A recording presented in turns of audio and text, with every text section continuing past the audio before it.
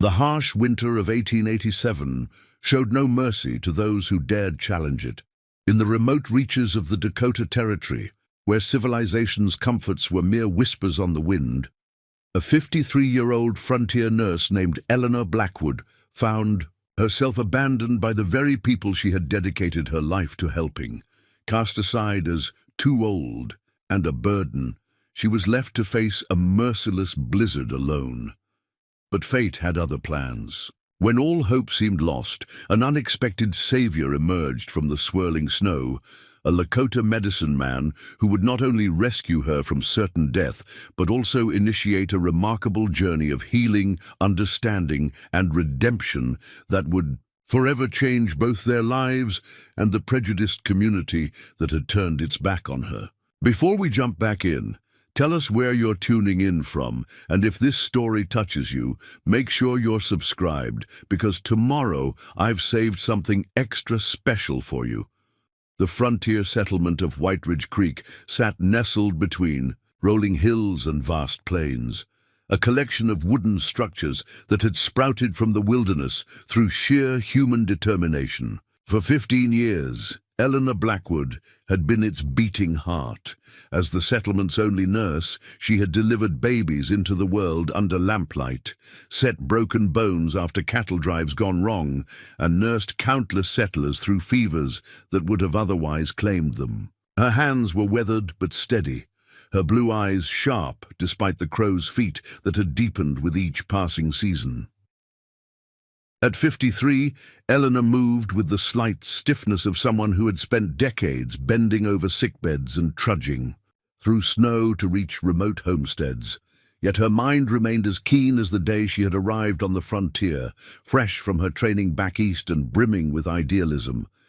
She had come alone after her fiancé died in a factory accident, seeking purpose in a new life where her skills were desperately needed. "Mrs. Peterson, you need to keep drinking water," Eleanor instructed, placing a cool cloth on the forehead of a young mother who had fallen ill with a persistent fever. "The body needs water to fight sickness, just like a garden needs rain to grow." Outside the small cabin, snow had begun to fall, delicate flakes that gave no hint of the fury that would soon follow. Through the window, Eleanor could see children sliding on patches of ice, their laughter a welcome counterpoint to the worry that had settled in her chest. Martha Peterson's fever had not broken for 3 days. When the cabin door burst open, Eleanor startled. Thomas Wyatt, the settlement's self-appointed leader since the death of the previous mayor, stood in the doorway, snow dusting his broad shoulders and thick beard. "Nurse Blackwood," he said with cursory politeness, his eyes already moving past her to the woman on the bed. "How is she?" "Fighting," Eleanor replied. "The fever's stubborn, but Martha's stronger." Wyatt nodded, then cleared his throat. "The council met yesterday. We've decided it's time to send for a proper doctor from Riverford." Eleanor straightened, feeling a familiar tension creep up her spine. "A proper doctor?" "Riverford is a 3-day ride in good weather, which is why we've sent for him now, before winter truly sets in." Wyatt's tone was matter-of-fact, but Eleanor caught the slight hesitation before he continued. "The settlement's growing. We need someone younger, someone with formal education." The words hung in the air between them, sharp as icicles. Eleanor had heard the whispers, of course. Whispers that had started when she'd been too slow reaching the Miller boy when he fell from a horse last spring. Whispers that had grown louder when her hands had trembled while stitching up Logger Jenkins. "After a bar fight, I trained at Boston Medical College for Women," she said quietly, pride keeping her voice steady. "I've served this community faithfully for 15 years. Wyatt had the decency to look uncomfortable. "No one's questioning your dedication, Eleanor. But times are changing. The railroad's coming through next year. We'll have twice as many people by the next harvest. And you think I can't handle it because I'm too old?" The words tasted bitter. The council," Eleanor interrupted, "has never had to deliver twins in a blizzard or amputate a leg with nothing but whiskey for anesthesia." "I have," Martha moaned softly from the bed, breaking the tension. Eleanor immediately turned her attention back to her patient, adjusting the blankets and checking her pulse. When she looked up again, Wyatt was already halfway out the door. "The doctor from Riverford will be here within the week," he said without turning around. "The council will meet again to discuss your situation." The door closed behind him with a finality that sent a chill through Eleanor that had nothing to do with the draft. Over the next 3 days, the whispers became murmurs, and the murmurs became open discussion. Eleanor tried to ignore them as she made her rounds, checking on Mrs. Peterson, now recovering nicely, delivering medicine to old man Collins for his rheumatism, and showing Sarah Jenkins how to properly swaddle her newborn. But each interaction felt strained, each thank you perfunctory. On the 4th day, a group of women who had once welcomed Eleanor into their sewing circle watched her pass without greeting. That evening, no one called her to dinner, as they once had. By the 5th day, only the Jenkins family and Martha Peterson's husband bothered to acknowledge her at all. "Don't you worry about them vultures," Martha said when Eleanor visited to check her recovery. "People have short memories. Come winter's end, they'll remember who's been here through thick and thin." But Eleanor wasn't so sure. That night, as she sat alone in her small room, attached to the settlement's meeting house that doubled as her clinic, she watched the snow begin to fall more heavily. The wind had picked up, moaning around the corners of the building like a wounded animal. Morning brought confirmation of her fears. The dark clouds that had gathered over the distant mountains had unleashed their fury during the night. Snow fell in blinding sheets, and the wind howled with such ferocity that the windows rattled in their frames. Eleanor had just stoked her small stove when Thomas Wyatt burst in without knocking, followed by 3 other council members and a stranger. A young man in an expensive coat who looked barely old enough to shave. "Nurse Blackwood," Wyatt said over the howl of the wind, "this is Dr. James Bennett from Riverford. He made it just ahead of the storm." The young doctor extended his hand, his grip firm, but his smile uncertain. "Pleased to meet you, nurse. I've heard much about your service here." Eleanor's welcome was drowned out by Councilman Porter's booming voice.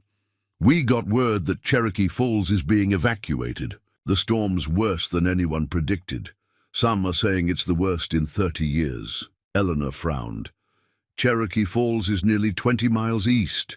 If they're evacuating, we're gathering everyone at the meeting hall," Wyatt interrupted. "It's got the biggest stove and the sturdiest walls. Dr. Bennett will need your supplies." "Of course," Eleanor said, already moving to gather her medical bags. "I'll bring everything we might need." Porter and Wyatt exchanged glances. "Actually," Porter said slowly, "we were hoping you might check on the Patterson homestead. They're about 3 miles north, and they've got a new baby. With your experience in these conditions..." The implication was clear. The dangerous task was being assigned to the expendable one. Eleanor looked from face to face, finding no allies. "I see," she said, keeping her voice level. "And Dr. Bennett will stay with the main group?" The young doctor had the grace to look embarrassed. "I'm not familiar with the territory," he offered lamely. "The path to Patterson's is straightforward," Wyatt said. "Follow the creek north until you see their smoke. You should make it there and back before the worst hits." Eleanor knew it was a lie, even as he said it. The storm was already fierce enough to obscure visibility beyond a few yards, but she also knew the Pattersons. Mary Patterson had delivered her baby just 2 weeks earlier, and her husband had broken his leg falling from the roof last month. They would need help. "I'll go," she said simply, reaching for her heaviest coat and scarf. 30 minutes later, Eleanor trudged through snow that already reached past her ankles, her medical bag clutched tightly against her chest. The wind whipped at her clothing and stung her exposed skin with ice crystals. She had lost sight of Whiteridge Creek within minutes, and now there was only white in every direction. She knew these lands well and had traversed them countless times in all seasons. But in a blizzard, familiarity offered little protection. The creek she was meant to follow was already disappearing under drifting snow. Landmarks vanished in the whiteout conditions. Still, Eleanor pressed on, one laborious step after another, thinking of Mary Patterson and her newborn. An hour into her journey, Eleanor realized she had made a terrible mistake. She should have been at the Patterson homestead by now, or at least within sight of it. The cold had seeped through her layers, numbing her fingers and toes, despite her woolen gloves and thick socks. Her face burned where the wind struck it, and her lungs ached with each breath of frigid air. She was lost. Eleanor fought down the panic rising in her throat. Panic killed in a blizzard faster than cold. She needed shelter. Scanning the blinding whiteness around her, she spotted a darker shape to her left, perhaps a stand of trees. Trees meant some protection from the wind, possibly a fallen log or outcropping where she could huddle. As she made her way toward the shadow, the ground suddenly disappeared beneath her feet. Eleanor tumbled down a snow-covered embankment, her medical bag flying from her grip. She landed hard, pain shooting through her ankle. When she tried to stand, the ankle gave way beneath her. "Help!" she called, but her voice was swallowed by the howling wind. No one would hear her. No one knew exactly where she had gone. And no one, she realized with sudden clarity, was likely to come looking for her, the expendable old nurse they'd wanted to replace. Preparing and narrating this story took us a lot of time, so if you are enjoying it, subscribe to our channel. It means a lot to us. Now back to the story. Eleanor dragged herself toward the trees, progressing painfully slowly with her injured ankle. The cold sapped her strength with each passing minute. When she finally reached the shelter of the pines, she collapsed against a broad trunk, shivering uncontrollably. She knew the signs of hypothermia. The violent shivering would eventually stop. Not a good sign, but a warning that her body was losing the fight. Confusion would follow, then drowsiness. She needed to stay awake, to keep moving somehow. But exhaustion pulled at her like a physical weight. As darkness began to fall, intensifying the storm's gloom, Eleanor's thoughts turned strangely peaceful. She thought of her life, of the babies she had delivered who were now starting families, of their own, of wounds healed and fevers broken under her care. She had lived a life of purpose. Perhaps that was enough. Her eyelids grew heavy. Just a moment's rest, she told herself, knowing even as consciousness slipped away that she might never wake again. A sound penetrated the darkness, not the wind, but a low, rhythmic chanting. Eleanor struggled to open her eyes, certain she was dreaming. A figure moved through the swirling snow, approaching her tree.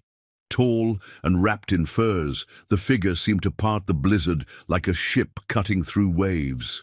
"Help," she whispered, her voice barely audible even to her own ears.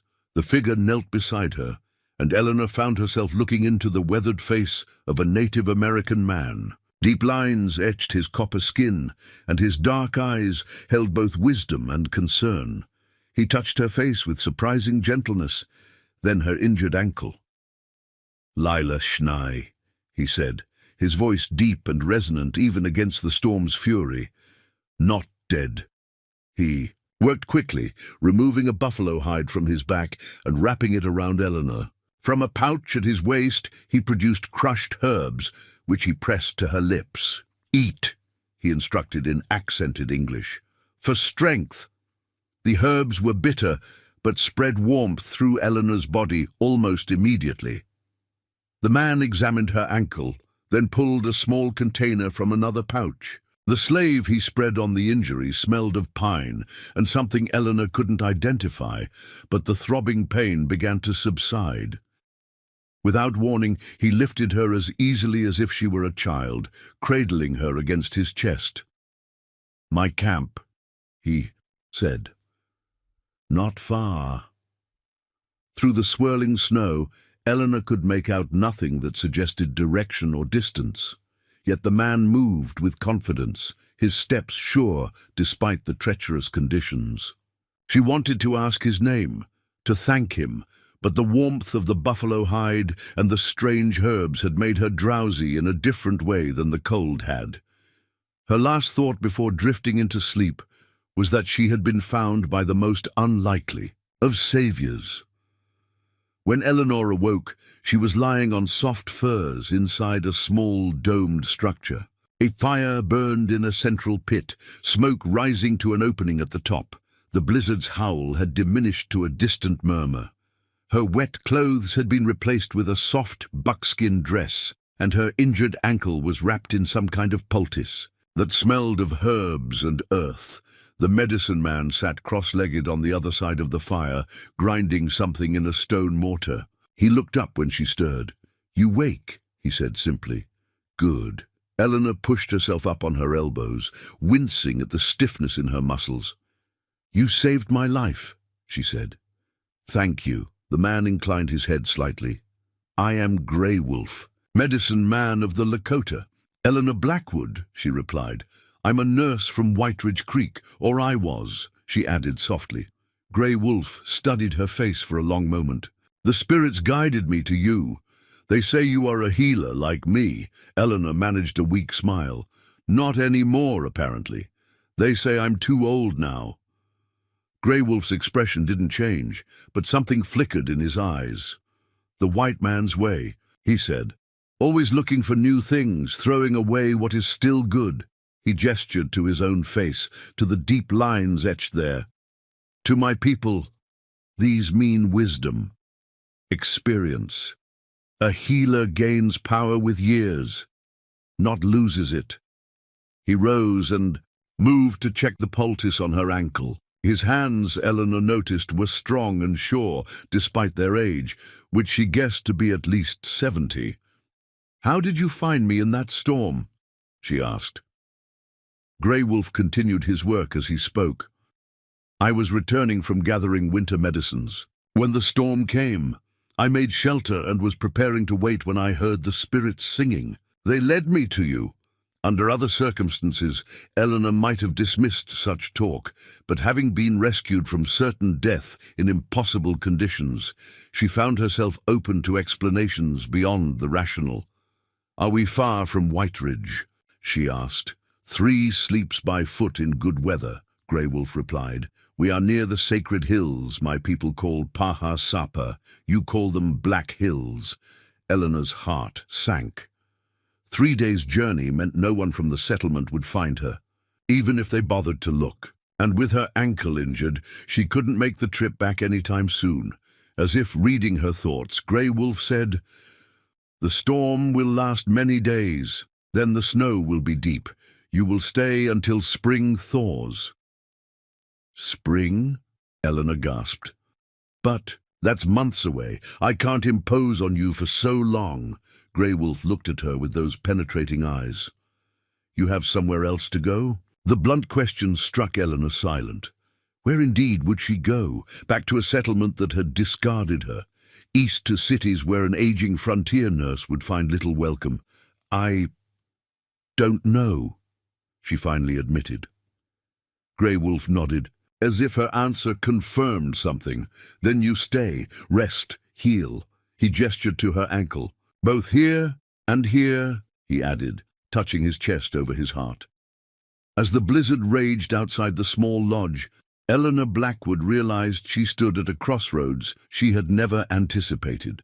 Cast out by her own people, rescued by a man from a culture she barely understood, she faced a winter of uncertainty, yet something in Grey Wolf's quiet confidence gave her a strange sense of peace. "Thank you," she said simply. Grey Wolf returned to his place by the fire and resumed grinding. His herbs. "Sleep now," he said. "Tomorrow I will teach you Lakota medicine. You will teach me your ways. We will both become stronger healers." As Eleanor drifted back to sleep, lulled by the crackling fire and the distant howl of the storm, she wondered what the coming months would bring. One thing seemed certain: this was not the end of her story, but perhaps the beginning of a new chapter she could never have imagined. Days melted into weeks as the blizzard finally subsided, leaving behind a pristine landscape of towering snowdrifts and ice-glazed trees. Inside Grey Wolf's lodge, a new rhythm of life had established itself. Eleanor's ankle was healing well under the medicine man's care, the swelling reduced and the pain dulled to a manageable ache. More surprising to her was how quickly she had adapted to life in the small, warm shelter. "The willow bark reduces fever," Grey Wolf explained one morning, showing Eleanor a strip of pale inner bark. "Like your white man's aspirin, but gentler on the stomach." Eleanor nodded, adding this information to her growing mental catalogue of Lakota remedies. "We use willow bark too, though many doctors now prefer manufactured medicines. They're more consistent in strength, but as you say, harder on the body sometimes." This exchange of knowledge had become their daily practice.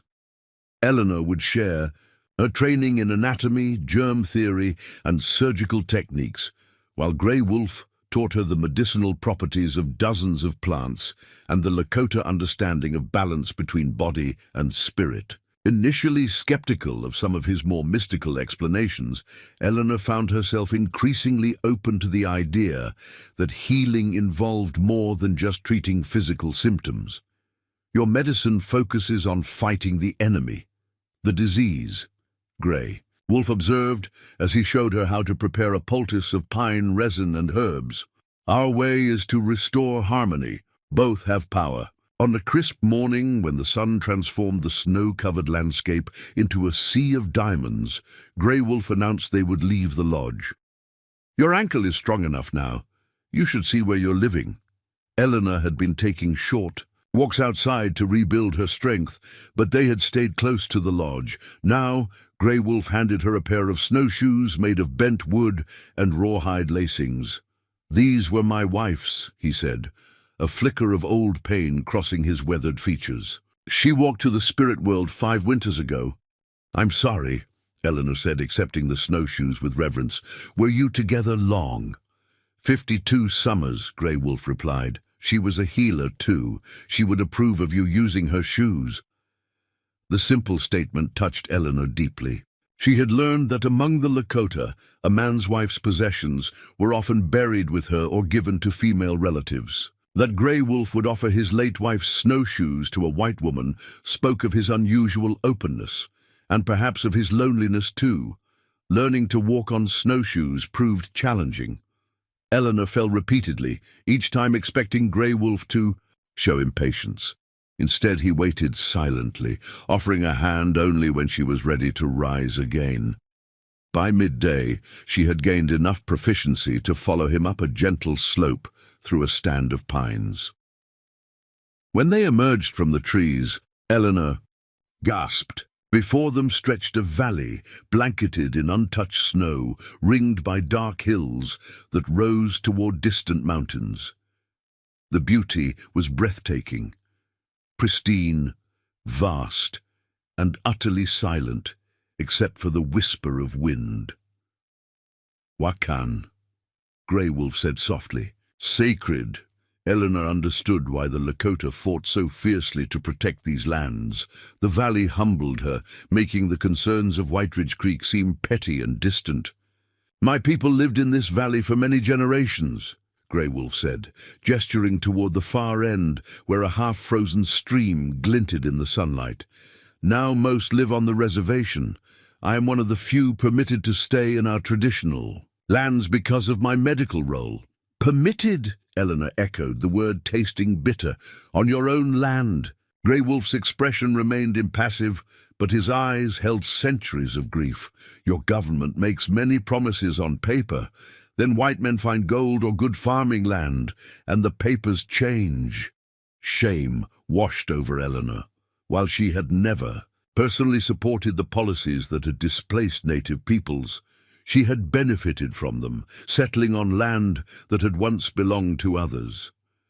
She had treated Native Americans who came to White Ridge Creek for supplies with the same care. She showed all patience, but she had never truly confronted the larger injustice. "I'm sorry," she said inadequately. Grey Wolf studied her face, then nodded once. "You did not make these decisions, but you can learn from them. All life deserves respect, the young and the old, all peoples, all creatures." He pointed to a distant line of dark shapes moving along a ridge. "Even the wolf, whom your people hunt as an enemy, has wisdom to teach about loyalty and cooperation." They watched the wolf pack until it disappeared over the ridge, then made their way back to the lodge, as afternoon shadows lengthened across the snow. That night, as they sat by the fire sharing a simple meal of dried venison and wild rice, Eleanor found herself reflecting on how dramatically her life had changed in just a few weeks.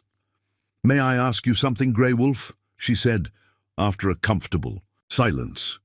He nodded, his face half illuminated by the dancing flames. "Why did you save me? You could have left me to die, one less white person to trouble your people." Grey Wolf considered the question with the same thoughtfulness he applied to all matters. "When I was a young man," he finally said, "I was full of anger toward the Wasichu, the white man. I would have left you." He touched the silver streaks in his long hair. "But the winters teach wisdom.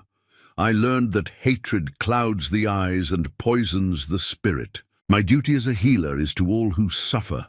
He poked at the fire, sending sparks spiraling upward. "Besides," he added with the faint smile that Eleanor had come to recognize as his version of humor, "you were too stubborn to die. Anyone who fights a blizzard so hard deserves another chance." Eleanor laughed, surprised by his perception. "I am stubborn. My mother always said it would be my downfall." "Or your salvation," Grey Wolf countered. "Stubbornness kept you alive until I found you. Now you must decide what to do with the life that was returned to you." The question lingered in Eleanor's mind as January yielded to February. Her ankle healed completely, and she grew stronger daily, adapting to the physical demands of life. In the wilderness, Grey Wolf taught her to move silently through the snow, to identify animal tracks, to find food and medicine even in the depths of winter. In return, she organized his medical supplies, introducing the concept of categorization that amused him, but which he acknowledged was efficient. They established a routine of gathering, preparing, and preserving remedies together. Grey Wolf's knowledge seemed limitless. He could identify hundreds of plants even when buried under snow, knowing them by the shape of a dried stem or the pattern of bark. Eleanor, with her methodical mind, created a notebook using paper from her salvaged medical bag, documenting each remedy with scientific precision that both amused and impressed the medicine man. "You write everything down," he observed one evening, as she sketched a particular route and noted its applications. "My people remember through stories and songs." "Different methods, same goal," Eleanor replied, "though I admit your way has worked for thousands of years without requiring pencils." During a brief thaw in late February, they received their first visitors, 3 Lakota men from the reservation who had journeyed to consult with Grey Wolf about a sickness affecting their children. They were startled to find a white woman in the medicine man's lodge, but accepted Grey Wolf's brief explanation that she was a healer who had been lost in the storm. Eleanor listened as Grey Wolf questioned the men in their language, catching occasional words she had learned during her stay. When they described symptoms, fever, rash, difficulty breathing, she recognized the signs of scarlet fever, a disease she had treated often among settlers. "May I speak?" she asked Grey Wolf quietly. He nodded, and Eleanor addressed the visitors, with Grey Wolf translating. She explained the nature of the illness, how it spread, and the importance of isolation to prevent further contagion. Then she and Grey Wolf prepared medicines together, his herbs to reduce fever and strengthen the body, combined with instructions for hygiene and quarantine that Eleanor knew would help contain the outbreak. As the men prepared to leave with Their precious cargo of medicine, the oldest among them, a man called Running Elk, studied Eleanor with keen eyes. "Grandmother," he said in halting English, using the term of respect for an elder woman, "you are not what I expected from a Wasichu healer." "Nor am I what my own people expected," Eleanor replied with a wry smile, "which is why I now live here." Running Elk nodded thoughtfully. "Perhaps Wakantanka, the Great Spirit, placed you in the snow for Grey Wolf to find. Two old trees supporting each other stand stronger against the wind." After the men departed, Grey Wolf and Eleanor sat in companionable silence by the fire. Finally, Eleanor voiced the thought that had been growing in her mind. "I want to help your people," she said. "Not to replace your medicine, but to work alongside it. The children on the reservation, they're vulnerable to diseases brought by white settlers. Together, we might save lives that would otherwise be lost." Grey Wolf studied her face for a long moment. "This would not be easy," he said at last. "Many of my people distrust anything associated with white ways. And your people, would they accept you working among the Lakota?" The question gave Eleanor a pause. The citizens of Whiteridge Creek had rejected her for being too old, but how much stronger would their condemnation be if she allied herself with the Native Americans they alternately feared and dismissed? "I don't know," she admitted, "but I'm beginning to think it doesn't matter. I've spent my life trying to heal the sick and ease suffering." "Does it matter who receives that care?" Grey Wolf nodded slowly. "This is good medicine thinking." He gestured to the notebook in her lap. "Your knowledge and mine together, like braiding sweetgrass to make it stronger." As March arrived with its unpredictable weather, brilliant sunshine one day, howling snowstorms the next, Eleanor and Grey Wolf began preparing medicines specifically for the reservation's needs. Eleanor taught Grey Wolf how to recognize symptoms of diseases common among white settlements, but previously rare among the Lakota: measles, diphtheria, smallpox, while he showed her how to strengthen general health through balanced nutrition. And herbal tonics. Their partnership deepened into friendship as they worked side by side. Grey Wolf began sharing stories of his youth, of the old ways before reservations, of his training as a medicine man that had begun when he was just a boy. Eleanor told him of her childhood in Boston, her brief engagement to a man who died before they could marry, her decision to use her nursing skills on the frontier where they were desperately needed. "We are not so different," Grey Wolf observed one evening. "Both called for healing, both living between worlds." Eleanor nodded, realizing the truth in his words. She had always existed somewhat apart from others, educated when most frontier women were not, unmarried by circumstance, dedicated to her profession above all else. Grey Wolf, with his position as a medicine man and his unusual willingness to interact with white society when necessary, also straddled different worlds. The first signs of spring arrived in early April, patches of bare ground appearing beneath trees, the return of birdsong, creeks swelling with snowmelt. Eleanor felt both excitement and trepidation at the changing season. Soon the trails would be passable again. Decisions would need to be made. One crystal-clear morning, Grey Wolf announced they would make a journey. "There is someone you should meet," he said, offering no further explanation as they set out toward the east. They traveled through the day, Grey Wolf setting a pace that challenged Eleanor but remained within her capabilities. By late afternoon, they reached a small clearing where a solitary cabin stood, smoke rising from its chimney. To Eleanor's surprise, Grey Wolf approached openly, calling out a greeting. The door opened to reveal a white man in his 60s, tall and lean, with a full grey beard and sharp eyes that widened at the sight of Eleanor. "I'll be damned," the man said. "Grey Wolf bringing a white woman to my doorstep. The world truly is changing." "Eleanor Blackwood, this is Samuel Adkins," Grey Wolf said. "A wise man for a Wasichu. He trades fairly and keeps his word." Samuel's weathered face broke into a grin. High praise from you, old friend. He gestured toward the cabin. Come in, both of you. Any friend of Grey Wolf's is welcome here, especially with evening coming on. Inside, the cabin was surprisingly comfortable, clean and well-organized with books lining one wall, a luxury Eleanor hadn't seen since leaving White Ridge Creek. Samuel busied himself preparing coffee, while Eleanor and Grey Wolf seated themselves at a rough-hewn table. "So," Samuel said as he served the steaming drinks, "might I ask how a lady who is clearly educated and civilized comes to be traveling with my Lakota friend here?" Eleanor shared her story, the rejection by White Ridge Creek, the blizzard, her rescue and subsequent winter with Grey Wolf. Samuel listened intently, occasionally glancing at Grey Wolf with raised eyebrows. "Quite the tale," he said when she finished, "though I can't say I'm surprised by White Ridge's behavior. Progress, they call it.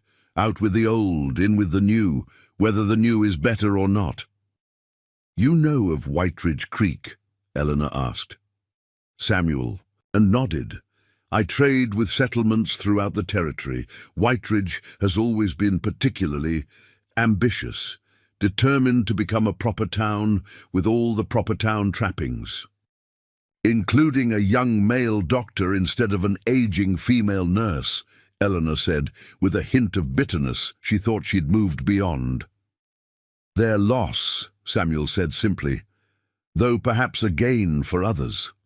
He looked meaningfully at Grey Wolf, who had been silent throughout the exchange. As night fell, Samuel insisted they stay. "The guest room is small but comfortable," he told Eleanor, "and Grey Wolf, as usual, will probably prefer his bedroll by the fire, despite my offering better." After Eleanor retired to the small room, she could hear the low murmur of male voices. From the main room, Grey Wolf and Samuel deep in conversation. She caught fragments: reservation conditions, government agent, medicine shortage, before sleep claimed her. The next morning over breakfast, Samuel spread a map on the table. "Grey Wolf tells me you're interested in providing medical care to the Lakota," he said without preamble. Eleanor glanced at Grey Wolf, who nodded encouragement. "Yes," she confirmed, "combining my training with his traditional knowledge." Samuel stroked his beard thoughtfully. "Noble intention, also damn difficult to execute." He tapped a spot on the map. "The reservation is here. Conditions are challenging. The Indian agent is a bureaucrat named Wilson who cares more for rules than people." His finger moved to another location. "However, there's a trading post here just outside reservation boundaries. I have connections with the owner, a half-Lakota man named Charles Running Bear. He might be willing to provide space for a clinic." Eleanor felt a surge of hope. "You think it could work?" "I think it's worth trying," Samuel said. "The Lakota are dying from diseases they have no immunity against, and the government doctors are too few and often incompetent. Grey Wolf is respected, but he can't be everywhere. Together you might bridge two medical traditions in a way that could save lives." He rolled up the map decisively. "I make monthly supply runs to the trading post. My next trip is in 2 weeks. You'd be welcome to accompany me." Eleanor looked to Grey Wolf, who inclined his head slightly. "It would be good medicine," he said quietly. That night, back in Grey Wolf's lodge, Eleanor sat by the fire, her mind racing with possibilities. The idea that had been forming throughout the winter now crystallized into resolution. Her life at White Ridge Creek was over, but perhaps a new purpose awaited her, more meaningful than anything she had imagined. "You are troubled," Grey Wolf observed, passing her a cup of tea scented with pine and mint. "Not troubled," Eleanor corrected, accepting the warm cup gratefully, "just contemplating change. Again." "Life is changing," Grey Wolf said with the calm certainty that characterized him. "The seasons do not resist turning one into another. Neither should we." Eleanor smiled at the simple wisdom. "You make it sound so straightforward." "The path is never straight," Grey Wolf replied, But when the heart and mind agree on direction, the feet find a way forward. Her heart and mind did agree, Eleanor realized. The winter had changed her in ways she was only beginning to understand. Cast out by her community, she had found a deeper sense of purpose and belonging with this unlikely teacher and friend. "I want to establish that clinic," she said firmly, "not just for the Lakota, but for anyone who needs help, native or settler. A place where your medicine and mine work together." Grey Wolf nodded, satisfaction evident in his dark eyes. "Then it will be. The path will not be easy, but no path worth walking ever is." As they sat in comfortable silence watching the fire, Eleanor thought of the blizzard that had nearly claimed her life. What had seemed like an ending had proven to be a beginning. Instead, abandoned because of her age, she had discovered that her greatest contributions might still lie ahead. And in this remote wilderness, where two cultures collided often with tragic results, perhaps she and Grey Wolf could build something healing, a bridge of compassion and shared knowledge across the divide. Outside, the wind whispered through, awakening pines, carrying the promise of spring and new beginnings. Within Eleanor's heart, a similar whisper grew stronger, the certainty that she had found not just survival in the wilderness, but her true calling at last. The journey to the trading post took 3 days, winding through terrain that was by turns breathtaking and treacherous. Spring's arrival had left the trails muddy and riddled with half-frozen puddles, while streams swollen with snowmelt presented challenging crossings. Samuel led the way in his wagon, loaded with trade goods, with Eleanor riding beside him and Grey Wolf following on a sturdy pinto pony. As they traveled, Samuel shared his history with the region, 27 years as a trapper, trader, and occasional scout, witnessing firsthand the profound changes that had swept through the territory. "I've seen buffalo herds that stretched to the horizon," he told Eleanor as their wagon creaked along a particularly rutted section of trail. "Now they're nearly gone, shot for their hides or just for sport." He shook his head, grief evident in his weathered face. "The waste of it haunts me. The Lakota and other tribes depended on those animals for everything: food, clothing, shelter, tools. Destroying the buffalo was a way of destroying a way of life." Eleanor glanced back at Grey Wolf, who rode silently, his face impassive but his eyes constantly scanning their surroundings. She had come to recognize this vigilance as a survival skill honed through decades of living in contested territory. "How did you come to be friends with Grey Wolf?" she asked Samuel. "It seems unusual for your time." Samuel chuckled. "Unusual is one word for it. Downright suspicious, according to most white folks and more than a few Lakota." He flicked the reins gently, guiding the team around a large puddle. "It started 15 years back during a brutal winter. I got caught in a blizzard, much like you did, though I managed to find shelter in a cave. Problem was, the cave already had an occupant, a grizzly who wasn't pleased about sharing." He rolled up his sleeve to reveal a set of parallel scars running. "And from elbow to wrist. Bear left his mark before I could shoot him. I was bleeding badly, miles from anywhere in a raging storm." Samuel's eyes crinkled at the memory. "Grey Wolf found me half dead 2 days later, treated the wounds with some concoction that burned like fire, but prevented the infection that surely would have killed me." "And he took you in?" Eleanor asked. Samuel shook his head. "Not exactly. The Lakota were still actively fighting the army back then. He couldn't bring a white man to his people.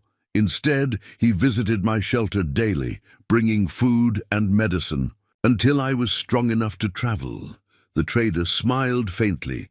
"We didn't share more than a dozen words that whole time.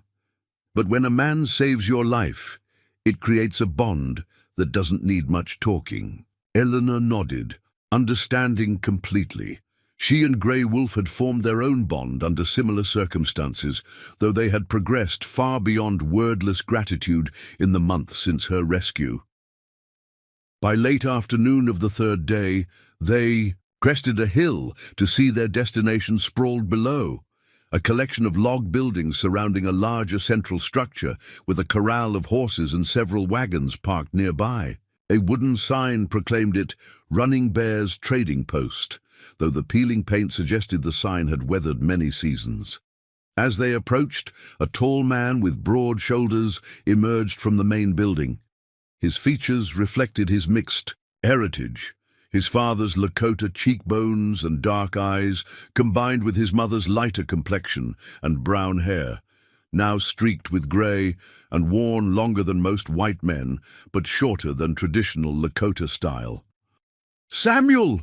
the man called, his face breaking into a broad smile. "Right on schedule, old friend." "Charles," Samuel acknowledged with a wave, "brought you some interesting travelers this time." Charles Running Bear's gaze shifted to Eleanor, then to Grey Wolf, who had dismounted and was standing quietly beside the wagon. Recognition flashed in his eyes.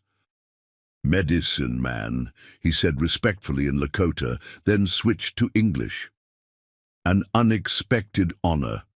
And your companion?" Eleanor climbed down from the wagon, extending her hand. "Eleanor Blackwood, former nurse of White Ridge Creek." "Former?" Charles raised an eyebrow, shaking her hand with gentle strength. "It's a long story," Samuel interjected. "One best told over dinner, I'm thinking." Charles nodded, instantly hospitable. "Of course. Come inside, all of you. Maggie's got a stew that's been simmering all day." The interior of the trading post was an intriguing blend of frontier practicality and unexpected refinements.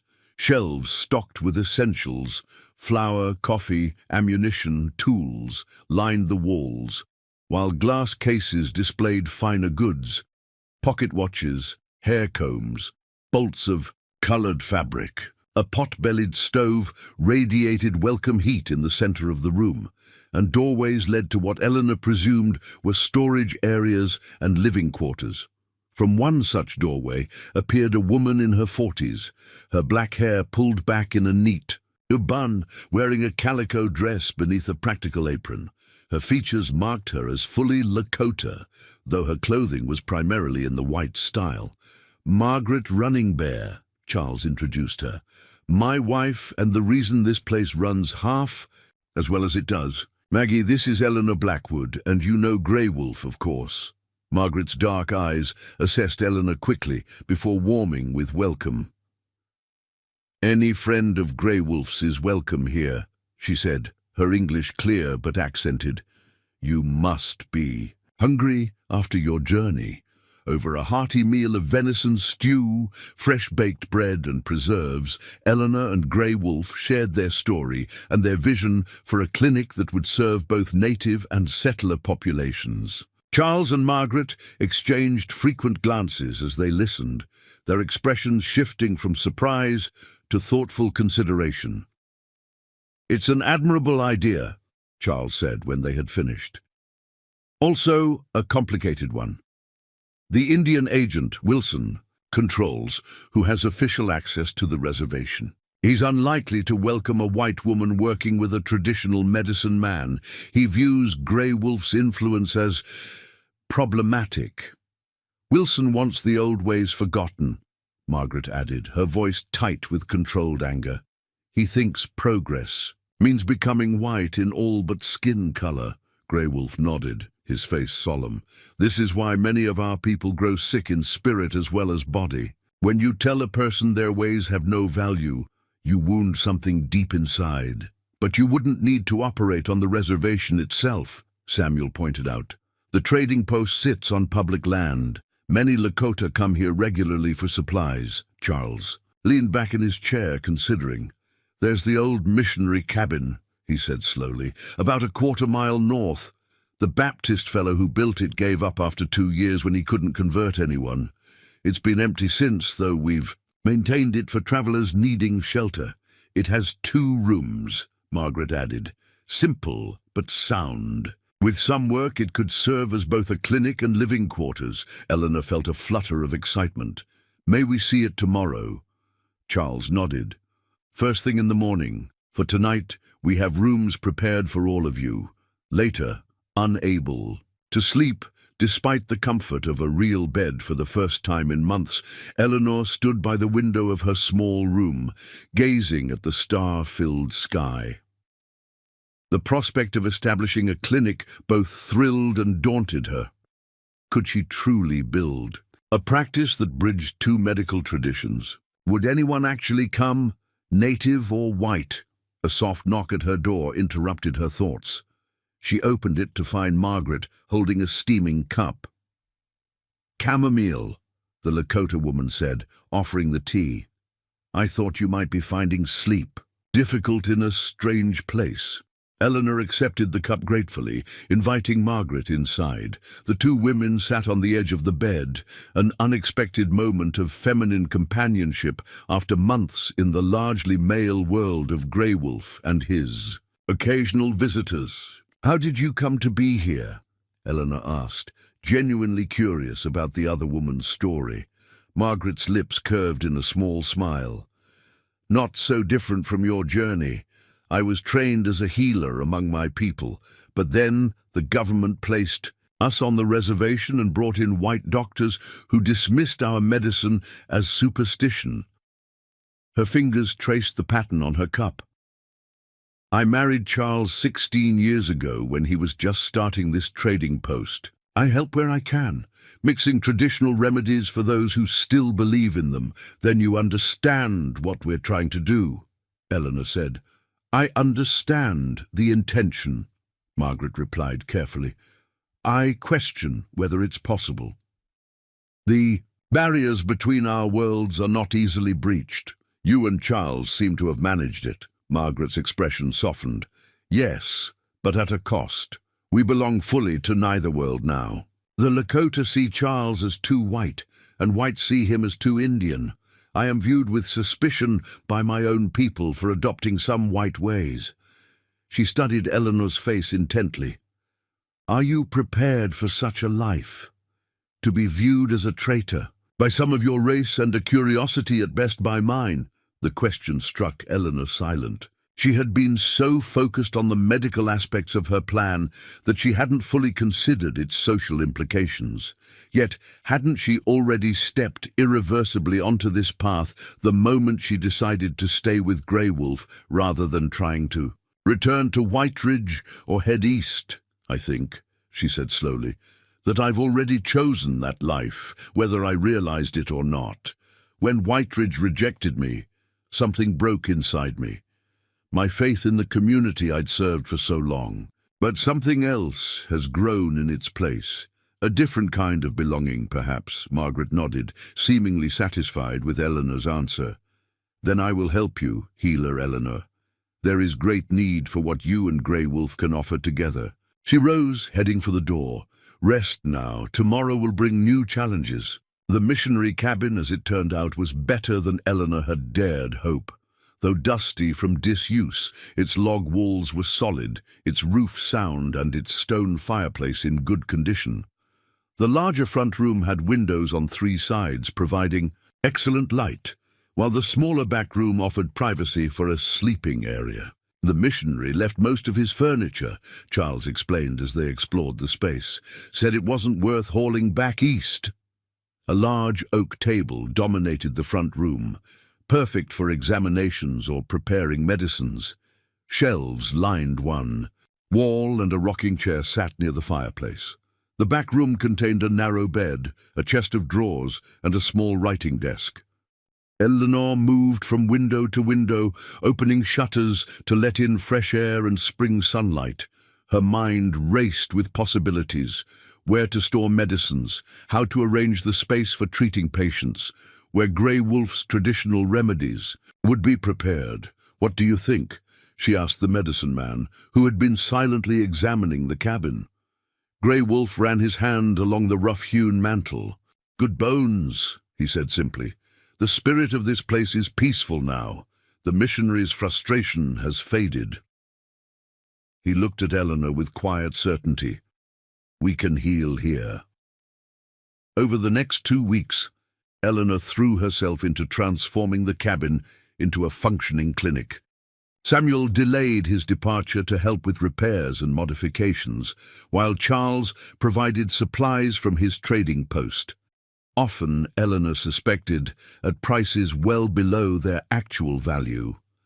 Margaret proved an invaluable ally, helping clean every surface and offering practical suggestions for organizing the space to accommodate both white and Lakota patients who might be uncomfortable with each other's presence. Grey Wolf contributed in his own way, performing a cleansing ceremony to prepare the space for its healing purpose and establishing a small garden of medicinal plants behind the cabin. At Eleanor's request, he carved a simple sign for the front door. Blackwood and Grey Wolf, healers. The ampersand between their names seemed symbolically important to Eleanor, neither name subordinate to the other, but joined in partnership. Word of the unusual clinic spread quickly. Their first patient arrived before the renovations were even complete, a Lakota mother with a feverish child.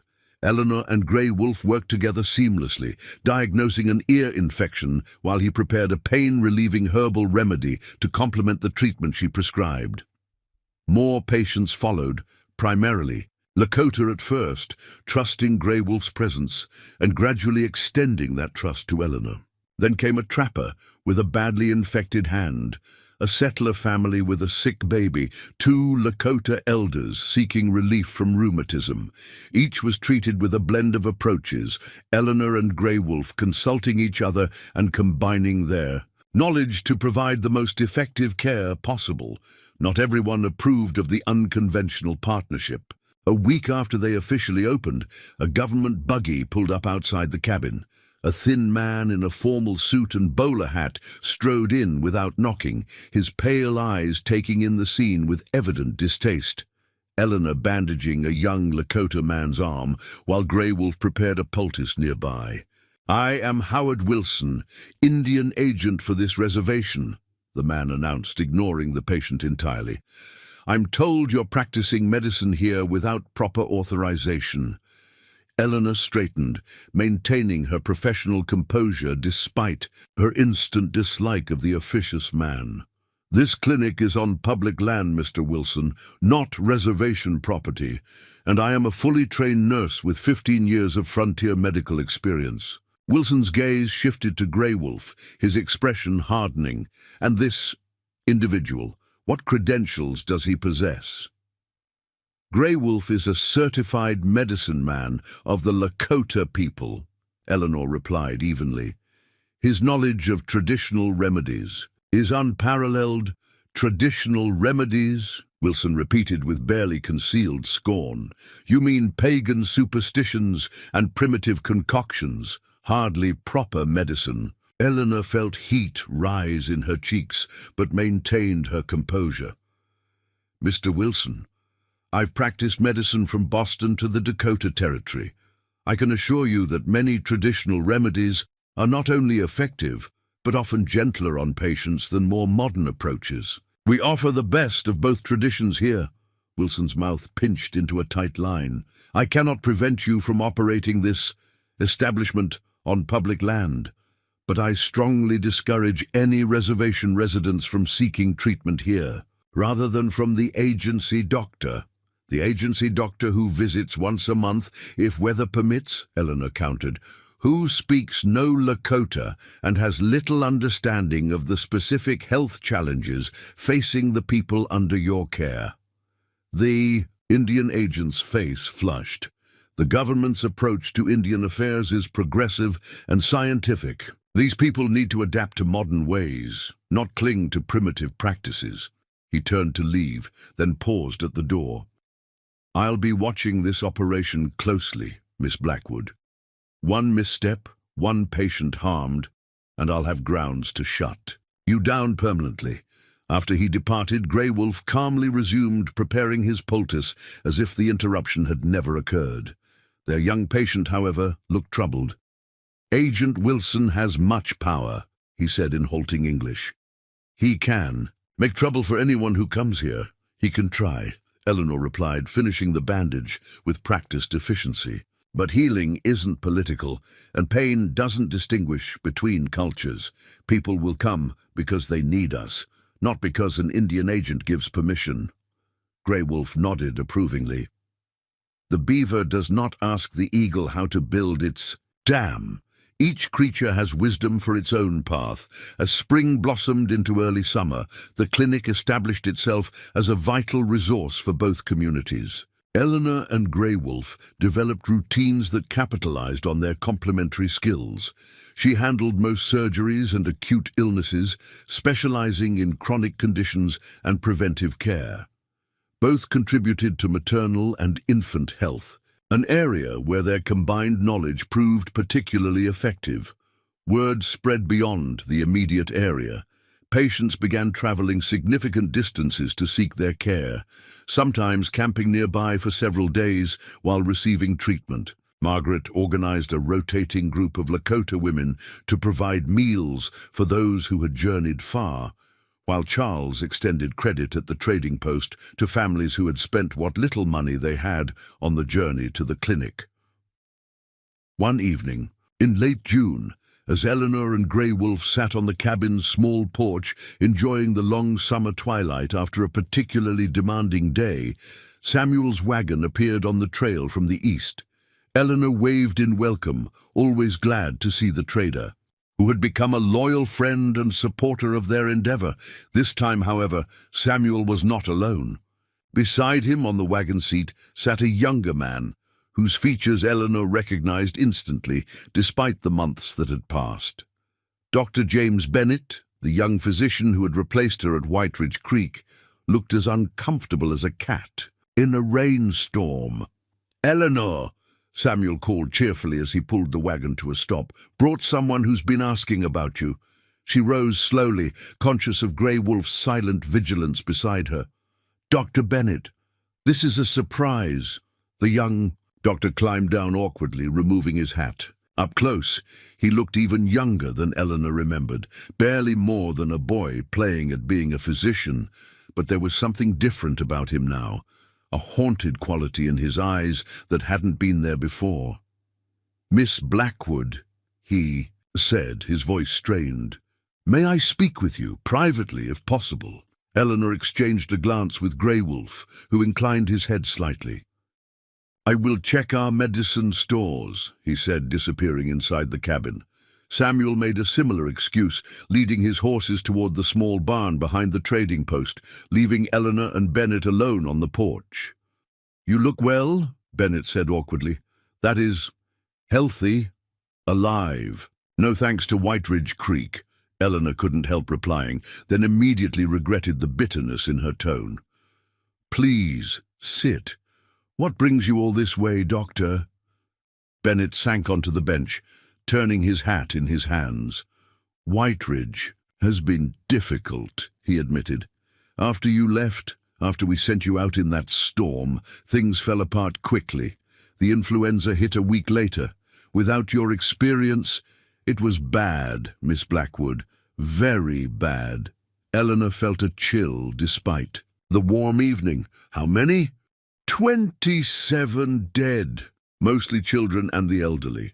Bennett's voice cracked. "I did everything I was taught, everything by the book, but nothing seemed to help. They kept asking for you. Nurse Blackwood would know," they said. "She's seen this before." A complicated tangle of emotions tightened Eleanor's chest.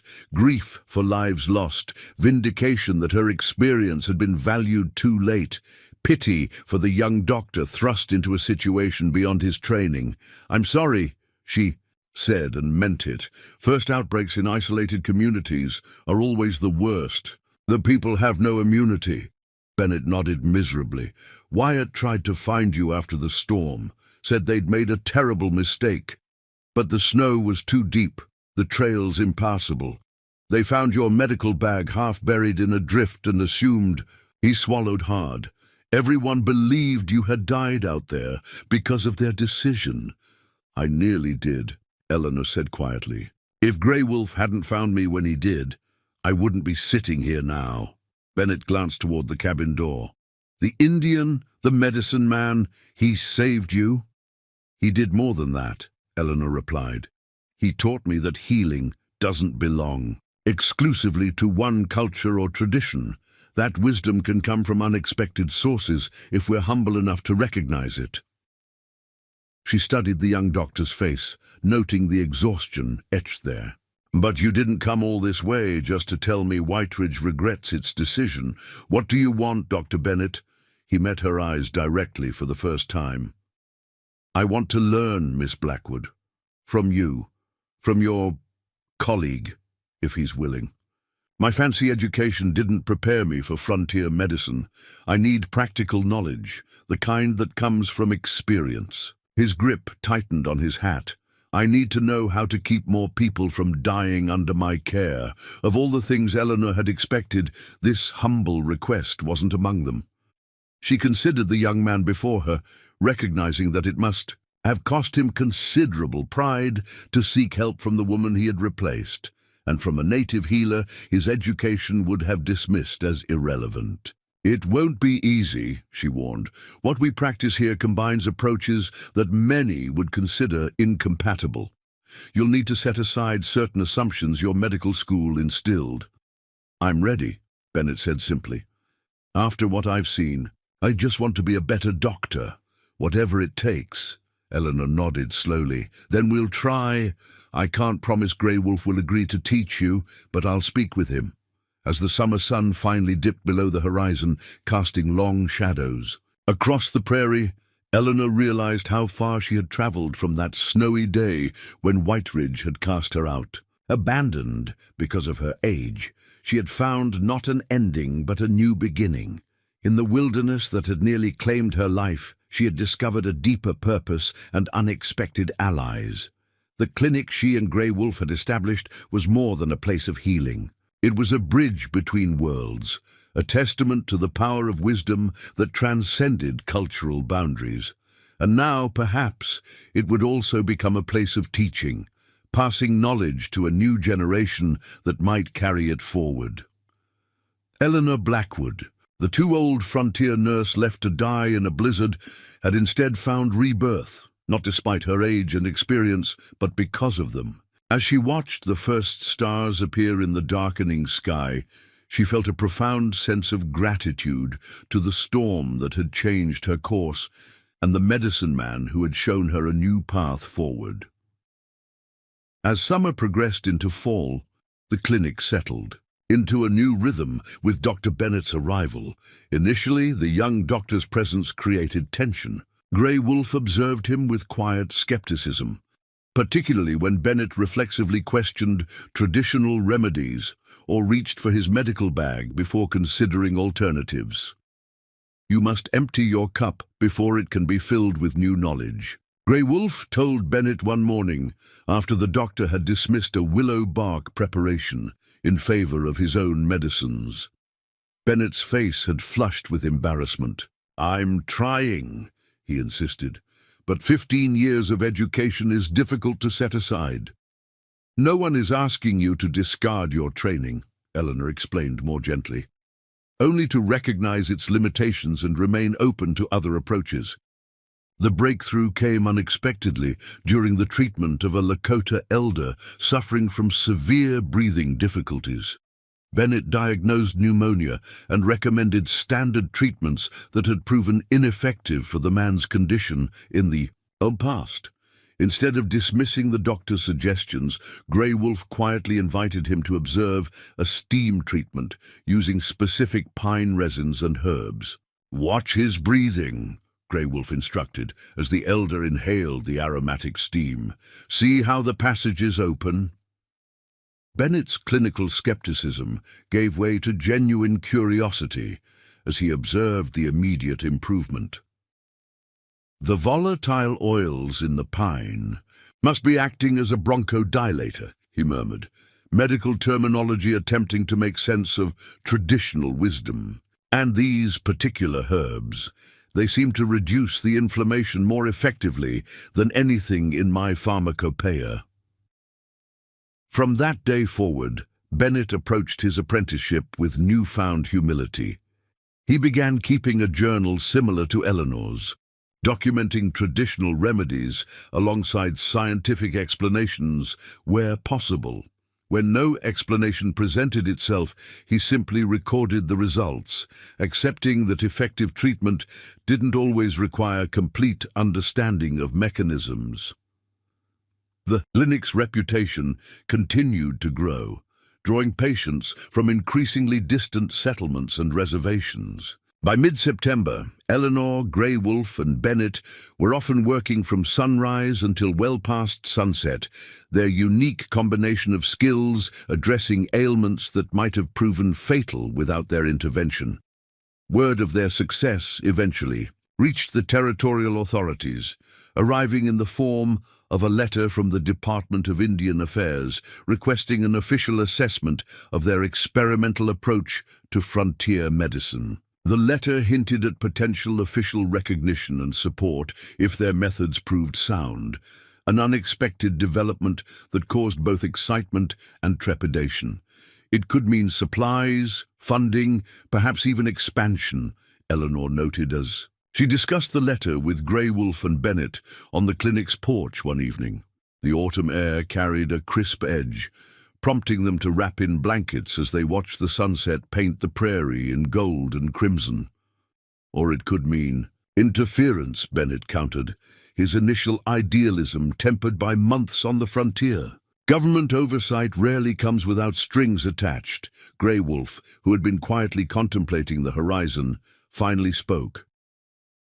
The white man's government gives with one hand and takes with the other. This has always been their way. He turned to Eleanor, his dark eyes reflecting the fading light. But if this brings more healing to my people and yours, then we must try. The government inspector arrived on a blustery October day when the clinic was unusually quiet. Dr. Philip Harrington proved to be a surprise. Not the stern bureaucrat they had expected, but a thoughtful man in his 60s with a salt and pepper beard and intelligent eyes that missed nothing. He introduced himself as a physician who had spent 20 years with the army before joining the Department of Indian Affairs. I've seen a great deal of suffering that might have been prevented with better understanding between medical traditions, he explained as Eleanor showed him around the clinic. My superiors are skeptical of your approach here, but I convinced them to keep an open mind. Over the next 3 days, Harrington observed their work, taking meticulous notes as they treated patients. He asked penetrating questions about specific remedies, cross-referencing Grey Wolf's traditional knowledge with Bennett's medical texts. He seemed particularly interested in their success rates with respiratory illnesses, which had proven especially deadly on reservations. On the evening before his departure, Harrington joined them for dinner at the trading post, where Charles and Margaret had prepared a meal that showcased both Lakota and settler cuisines. The conversation remained light until the meal concluded, when Harrington cleared his throat and addressed the group. I came here expecting to find well-intentioned amateurs experimenting dangerously, he admitted, his gaze moving from face to face. Instead, I've discovered what may be the most effective medical practice in the territory. Eleanor felt a weight lift from her shoulders. Then you'll recommend continuation of our work? More than that, Harrington replied. I intend to propose establishing similar clinics near other reservations, using your model of combined approaches. He turned to Grey Wolf with genuine respect. The knowledge your people have accumulated over centuries deserves preservation and integration with our medical science. Together, they offer solutions neither tradition could provide alone. Grey Wolf acknowledged this with a slight nod, his usual reserve softened by clear satisfaction. There is one condition, Harrington added, his expression turning serious. The department requires formal documentation and training protocols. Your methods need to be recorded, systematized, and made teachable to others who lack your personal experience. The request struck Eleanor as both reasonable and daunting. How could they possibly codify the intuitive understanding that she and Grey Wolf had developed through their unusual partnership? Bennett, however, immediately grasped the opportunity. "My journals," he said eagerly. "I've been documenting everything. Traditional. Remedies, their applications, results, scientific correlations were identifiable. It's not complete, but it's a foundation we could build upon." Harrington looked impressed. "That's precisely what's needed. With your permission, I'd like Bennett to accompany me to Washington to present this work directly to the department heads. His medical credentials will lend credibility, while his first-hand experience here makes him an ideal advocate." The proposal created a momentary silence around the table. Bennett had become an integral part of their practice. His youthful energy and growing expertise, valuable complements to Eleanor's experience and Grey Wolf's traditional knowledge. His absence would create challenges, yet the opportunity to secure official support for their work couldn't be ignored. "When would you leave?" Eleanor finally asked. "Within the week," Harrington replied. "Winter comes early to these territories. We need to reach the railroad before the heavy snows." Later that night, Eleanor found Bennett sitting alone by the clinic's fireplace, staring into the flames with uncharacteristic stillness. "You're troubled about tomorrow's decision," she observed, settling into the chair opposite him. Bennett nodded, his youthful face solemn in the firelight. "Part of me wants to go to Washington, to fight for what we're doing here. The other part—" He hesitated. "I never expected to find purpose in this place, Miss Blackwood. When I replaced you at White Ridge, I was so confident in my modern training, so certain that youth and recent education trumped experience." He gave a rueful smile. "I couldn't have been more wrong. We all begin with certainty and gradually earn humility," Eleanor replied. "It's the natural progression of wisdom." Grey Wolf said something similar yesterday. Bennett looked up at her. "What do you think I should do?" Eleanor considered carefully before answering. "I think you're uniquely positioned to bridge these worlds. You understand both traditional medicine and modern science in ways neither Grey Wolf nor I can fully achieve. If anyone can persuade Washington of the value of our approach, it's you." Bennett nodded slowly. "And the clinic? Will you manage without me?" "We managed before you arrived," Eleanor reminded him with gentle humor, "though I won't pretend your help hasn't been valuable." His decision came at breakfast the next morning. "I'll go to Washington," he announced, "but with conditions of my own." He turned to Harrington. "I want official recognition of Grey Wolf as a medical authority, not just an informant. And I want Eleanor Blackwood recognized as the founder of this approach, with all the professional status that entails." Harrington's eyebrows rose slightly at the young doctor's boldness, but he nodded. "Those terms seem fair, though I can't promise how the department will respond. Bureaucracy moves at its own pace and has its own prejudices." "Then we'll just have to be persuasive," Bennett replied with newfound confidence. Bennett's departure left a gap in their practice that became especially apparent as winter approached, bringing its usual increase in respiratory ailments and injuries. Eleanor found herself working longer hours, sometimes sleeping on a cot in the clinic when patients needed overnight monitoring. Grey Wolf, too, extended his presence, his quiet efficiency a constant reassurance during the most challenging cases. The first significant snowfall came in late November, transforming the landscape into a glittering expanse that reminded Eleanor all too vividly of the blizzard that had nearly claimed her life nearly a year earlier. Standing on the clinic's porch one evening, watching frost patterns form on the windows, she found herself reflecting on the extraordinary journey that had brought her to this place.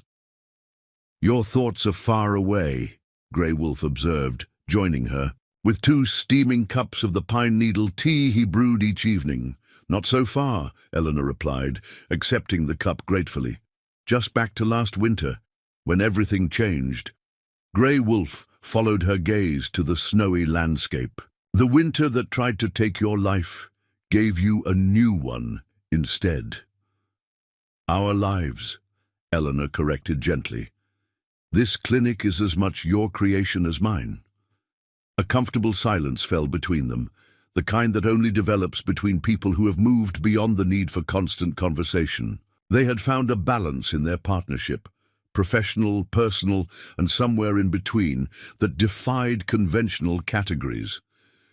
The sound of approaching hoofbeats broke the stillness. A rider appeared on the trail from the trading post, hunched against the cold and moving with urgency. As he drew closer, Eleanor recognized Charles Running Bear's distinctive silhouette.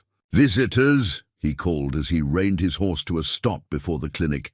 "Just arrived at the trading post, asking for you specifically, Eleanor." A flutter of unease passed through her. Who would be traveling in this weather looking for me? Charles's expression was unreadable in the fading light. "Better see for yourself. I've offered them dinner while you decide whether to receive them."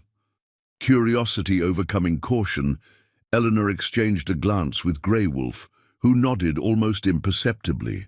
Together, they followed Charles back to the trading post, where warm light spilled from windows frosted with ice crystals. Inside, seated at the long table with cups of Margaret's strong coffee before them, were 3 people Eleanor had never expected to see again: Thomas Wyatt, Councilman Porter, and Martha Peterson, the woman whose illness had been Eleanor's final case. In Whiteridge Creek, the silence that greeted her entrance was profound. Wyatt, who had once dismissed her as too old to serve the growing settlement, now looked older himself, his beard streaked with more grey than she remembered, deep lines etched around his eyes. "Miss Blackwood," he said, rising awkwardly. "We hardly dared hope the rumours were true, that you had survived." Eleanor remained in the doorway, suddenly conscious of how much she had changed from the woman who had left Whiteridge. Her hair, once kept severely pinned, now hung in a single braid down her back. Her clothing combined settler practicality with Lakota influences. A deerskin vest embroidered with traditional patterns worn over her familiar calico dress. But the greatest changes were invisible: a newfound confidence, a deeper understanding of healing, and a sense of purpose stronger than anything she had known before. "As you can see, Mr. Wyatt, reports of my death were greatly exaggerated." She kept her tone neutral, neither welcoming nor hostile. Martha Peterson stepped forward, her eyes bright with unshed tears. "We thought we'd lost you in that storm," she said, "after everything you did for us, for me, the way the council treated you." She glanced accusingly at Wyatt. It was shameful. Porter cleared his throat uncomfortably. "We've come to make amends, Miss Blackwood, and to ask for your help, my help." Eleanor raised an eyebrow, aware of Grey Wolf's silent presence at her shoulder. Wyatt nodded grimly. "Whiteridge is in trouble. Dr. Bennett did his best after the influenza, but he left months ago. We heard he'd come looking for you." He paused, gathering himself. "We have no doctor now, no nurse. The nearest medical help is 2 days' ride, and winter's closing in. There are children sick, elderly failing. We need someone who knows frontier medicine." The irony wasn't lost on Eleanor. The same council that had once deemed her too old and outdated now sought her expertise precisely because of her experience. Part of her wanted to refuse them outright, to let them face the consequences of their earlier decision. But another part, the healer who had devoted her life to easing suffering, couldn't dismiss genuine need so easily. "I have commitments here," she said carefully. "Patients who depend on the clinic Grey Wolf and I have established. I can't simply abandon them because Whiteridge has reconsidered my value." Wyatt's face fell, but Martha stepped forward determinedly. "We're not asking you to leave your work here permanently," she clarified. "We're asking if you might come for a time, teach some of our people what you know, help us through this winter." Her gaze took in Grey Wolf with curious respect. "Perhaps bring your colleague if he's willing. Show us this combined approach we've heard about." The request stunned Eleanor into momentary silence. This wasn't just an appeal for emergency help. It was an acknowledgement of the very approach to medicine that Whiteridge had implicitly rejected along with her. She glanced at Grey Wolf, whose impassive expression revealed nothing of his thoughts to anyone who didn't know him well. But Eleanor had learned to read the subtle signs, the slight tilt of his head indicating consideration rather than dismissal. "This would not be a simple matter," she finally replied. "Grey Wolf is a Lakota medicine man. His presence in Whiteridge would require respect and acceptance, not reluctant tolerance." "We understand," Wyatt said, humility evident in his voice. "We're prepared to welcome any help, on whatever terms you set." Charles, who had been listening silently, spoke up. "Winter travel is dangerous. If you're considering this, you should decide quickly before the passes fill with snow." Eleanor felt the weight of multiple responsibilities, to her patients at the clinic, to the community she and Grey Wolf had built, to the people of Whiteridge who had once cast her out but now needed her. She needed time to consider, to consult. "With Grey Wolf privately. We'll give you our answer in the morning," she said. "For now, you're welcome to stay at the trading post." Later, sitting before the fire in the clinic's main room, Eleanor and Grey Wolf discussed the unexpected proposal. The firelight cast their shadows on the log walls, merging and separating as they moved, much like the traditions they had woven together. "They cast you out into the snow to die," Grey Wolf observed, his tone matter-of-fact rather than accusatory. "Now they ask you to save them." "People often value what they've lost more than what they have," Eleanor replied. "I can't pretend I don't feel some satisfaction in their recognition, however belated."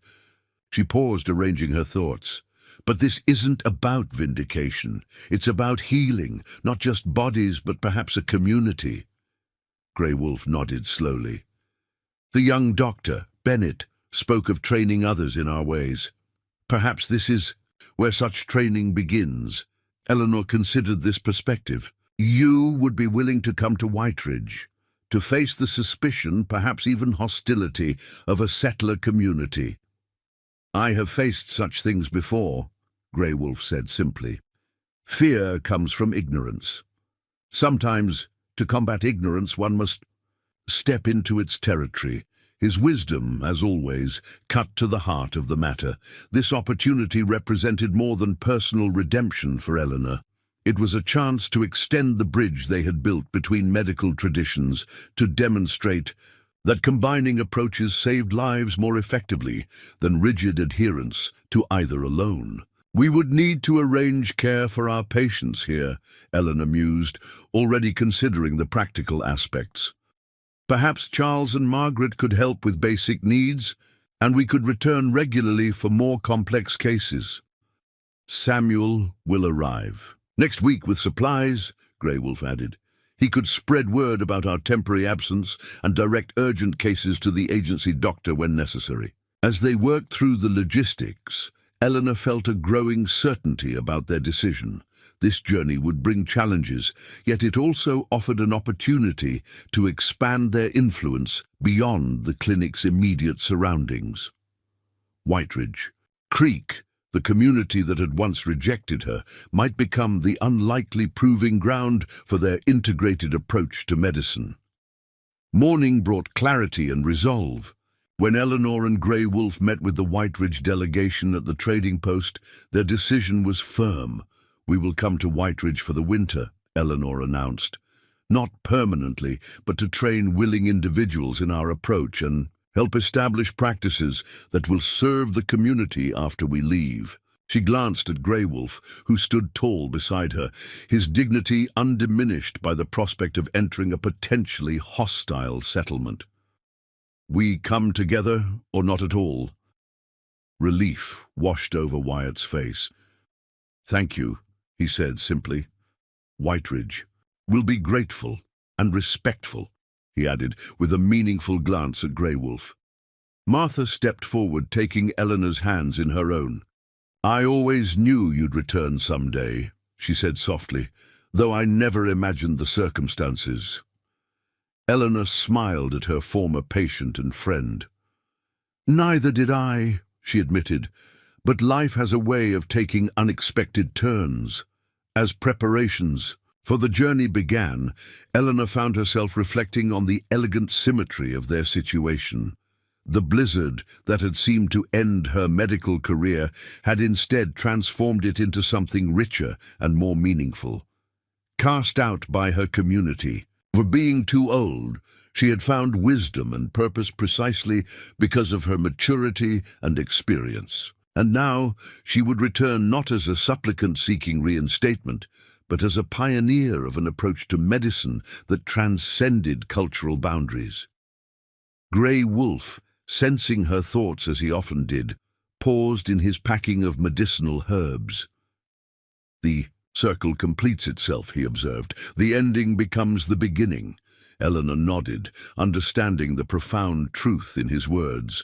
What had once appeared to be rejection had become the gateway to a new chapter, not just for her, but potentially for frontier medicine itself. Together, she and Grey Wolf would carry their vision back to Whiteridge Creek, healing bodies, while perhaps also mending the divide between two worlds that had too long remained separate. As the first light of dawn broke over the eastern horizon, painting the snow-covered landscape in hues of rose and gold, Eleanor Blackwood recognized that her journey had never really been about proving her worth to those who had dismissed her. It had been about discovering a deeper purpose, one that honored experience, embraced wisdom from unexpected sources, and recognized that true healing transcended the artificial boundaries humans so often erected between themselves. The old frontier nurse who had been left to die in a blizzard had not only survived, but thrived, transformed by her encounter with a Lakota medicine man into something neither of them could have become alone. A bridge between worlds, a vessel for ancient wisdom meeting modern knowledge, and living proof that sometimes what appears to be an ending is merely the first step on a remarkable new path. The journey to Whiteridge Creek took 5 days through increasingly difficult conditions. Snow had blanketed the territory, transforming familiar landscapes into ethereal terrains of white drifts and ice-glazed trees. The party traveled in 2 wagons, Wyatt and Porter leading in the first, with Eleanor, Grey Wolf, and Martha following. In the second, which had been modified to transport their essential medical supplies, each night, as they camped beneath star-filled skies, Eleanor found herself drawing closer to the moment of return she had never anticipated. What would it feel like to enter Whiteridge again? Not as the settlement's reliable nurse, nor as a scorned outcast, but as something entirely new, a healer transformed by her experiences, bringing knowledge that bridged 2 worlds. "You're troubled," Grey Wolf observed on their final evening before reaching Whiteridge. They sat slightly apart from the others, sharing a small fire and a pot of his medicinal tea. Eleanor watched the flames dance against the darkness. "Not troubled," she corrected, "just contemplating how life circles back in unexpected ways." Grey Wolf nodded, his weathered face serene in the firelight. "The Lakota say that life is not a straight line but a hoop. What seems like an ending often leads back to a beginning." "And what do the Lakota say about forgiveness?" Eleanor asked softly. "These people let me walk into a blizzard to die. Even if they didn't intend that outcome, they risked my life through carelessness and prejudice." Grey Wolf was silent for a long moment, his dark eyes reflecting the dancing flames. "Forgiveness is not about erasing what was done," he finally said. "It is about choosing to carry a lighter burden. The question is not whether they deserve forgiveness, but whether you wish to continue carrying the weight of what happened." His wisdom, as always, struck directly at the heart of Eleanor's dilemma. She had built a new life beyond Whiteridge, one with purpose, respect, and genuine partnership. Did she need the settlement's acknowledgement of their error to validate that journey? "You're right," she admitted. "I've been focusing too much on vindicating my past and not enough on the work before us." Grey Wolf's mouth curved in the subtle smile she had come to recognize as approval. "The best revenge is to teach them a better way." The following morning brought them within sight of Whiteridge Creek. Eleanor felt her heart quicken as the settlement's outline emerged from the snowy landscape. In the year since her departure, changes were evident even from a distance. New buildings had appeared, and the promised railroad now cut a dark line through the white terrain to the east. As their wagons approached the main street, figures emerged from buildings, gathering to witness their arrival. Eleanor sat straighter beside Martha, conscious of curious eyes examining not just her return but her appearance. The blend of settler and Lakota influences in her clothing, the confidence in her posture that had replaced the defensive dignity she once maintained. Most striking, however, was the reaction to Grey Wolf. Mothers pulled children closer, men's hands drifted toward weapons, and hushed conversations erupted as the medicine man's presence registered. Despite Wyatt's assurances, the settlement clearly remained unprepared for a Lakota healer in their midst. Wyatt's wagon halted before the town meeting hall, the very building that had once housed Eleanor's small clinic.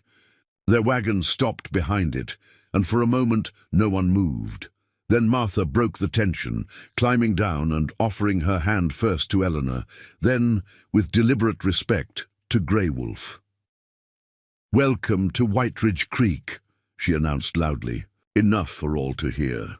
"Our settlement is honored to receive two such distinguished healers." Her words and actions, a respected community member treating Grey Wolf as an honored guest rather than a threat, created a subtle shift in the atmosphere.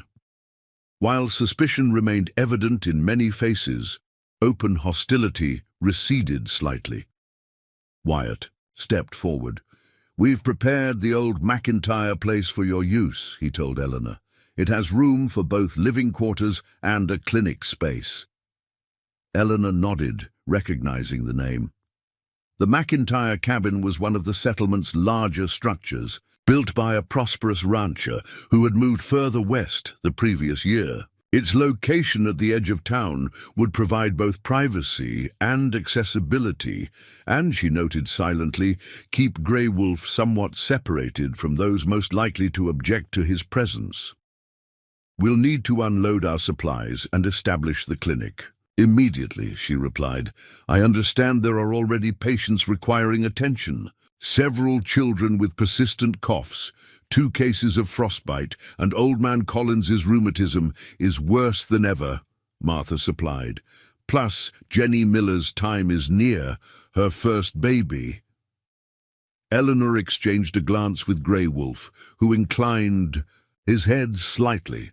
The work would begin immediately, leaving little time for the settlement to debate the wisdom of their presence. The McIntyre cabin proved better than expected, spacious by frontier standards, with a large main room ideal for a clinic and 2 smaller rooms that would serve as their private quarters. Most promising was the attached shed, which, after cleaning, would make an excellent space for Grey Wolf to prepare traditional remedies away from curious or judgmental eyes. They worked efficiently to transform the space, falling into the practiced routines they had developed at their original clinic. By nightfall, examining tables, medicine shelves, and treatment areas were established. Grey Wolf had organized his herbs and preparations in the shed, while Eleanor arranged her surgical instruments and modern medicines within easy reach. Their first patients arrived before they had finished. A mother with 2 feverish children, bundled against the cold and clearly hesitant as she noticed Grey Wolf sorting dried plants by the fire. Eleanor welcomed them warmly, performing thorough examinations while Grey Wolf continued his work, his presence a quiet but undeniable statement that their practice involved both traditions. "They have chest infections," Eleanor explained to the worried mother, "not serious yet, but requiring immediate treatment to prevent worsening." The woman, Sarah Jenkins, whose youngest Eleanor had delivered before her departure, glanced uncertainly between the two healers. Dr. Bennett used to give them syrups from his medicine chest, and those have their place, Eleanor acknowledged. "But first, I'd like to try something that may work more gently." She nodded to Grey Wolf, who approached with a small pot of aromatic salve. "This opens breathing passages," he explained in his deep, accented English, "and fights the sickness without upsetting the stomach." Sarah's expression registered doubt, but when Eleanor applied the salve to both children's chests and back, the effect was almost immediate. Their labored breathing eased, and the elder child's persistent cough subsided. "What is it?" Sarah asked, amazement overcoming her initial suspicion. "A combination of pine resin, mint, and several herbs that grow only in high elevations," Eleanor explained. "Grey Wolf taught me its preparation during my time with the Lakota." The mother's gaze shifted to Grey Wolf with new consideration. "Thank you," she said simply. That first interaction established a pattern that would repeat throughout the following days as word spread through Whiteridge. Initial wariness gave way to cautious acceptance as practical results overcame prejudice. Parents whose children found relief, elderly settlers whose chronic pains diminished, and pregnant women benefiting from prenatal care that combined scientific understanding with generations of indigenous wisdom, all became unwitting ambassadors for the unusual healing partnership. Not everyone embraced their approach, of course. Reverend Taylor, the settlement's recently arrived minister, made his disapproval evident during his first visit to the clinic. "Pagan practices have no place in Christian healing," he declared after observing Grey Wolf preparing a poultice for a patient with inflammatory arthritis. "Medicine is one thing, Miss Blackwood, but inviting spiritual confusion is quite another." Eleanor's response was measured but firm. "We treat bodies, Reverend, not souls." Grey Wolf's knowledge of plant medicine has been accumulated over generations, knowledge that works regardless of one's spiritual beliefs. She gestured toward the patient, whose pain-etched face had relaxed as the poultice took effect. "Would you deny this man relief because you disagree with its source?" The minister had no immediate answer, though his subsequent sermons reportedly included warnings against foreign influences that threatened the settlement's moral foundation.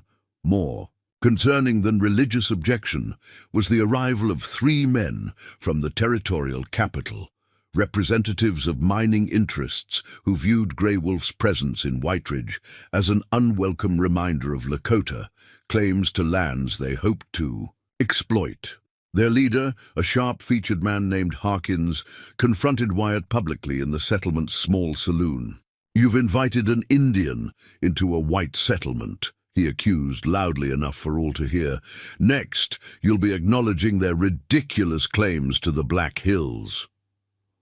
"We've invited a healer to help our sick," Wyatt countered his initial discomfort, with Grey Wolf's presence having evolved into grudging respect over the weeks of working together.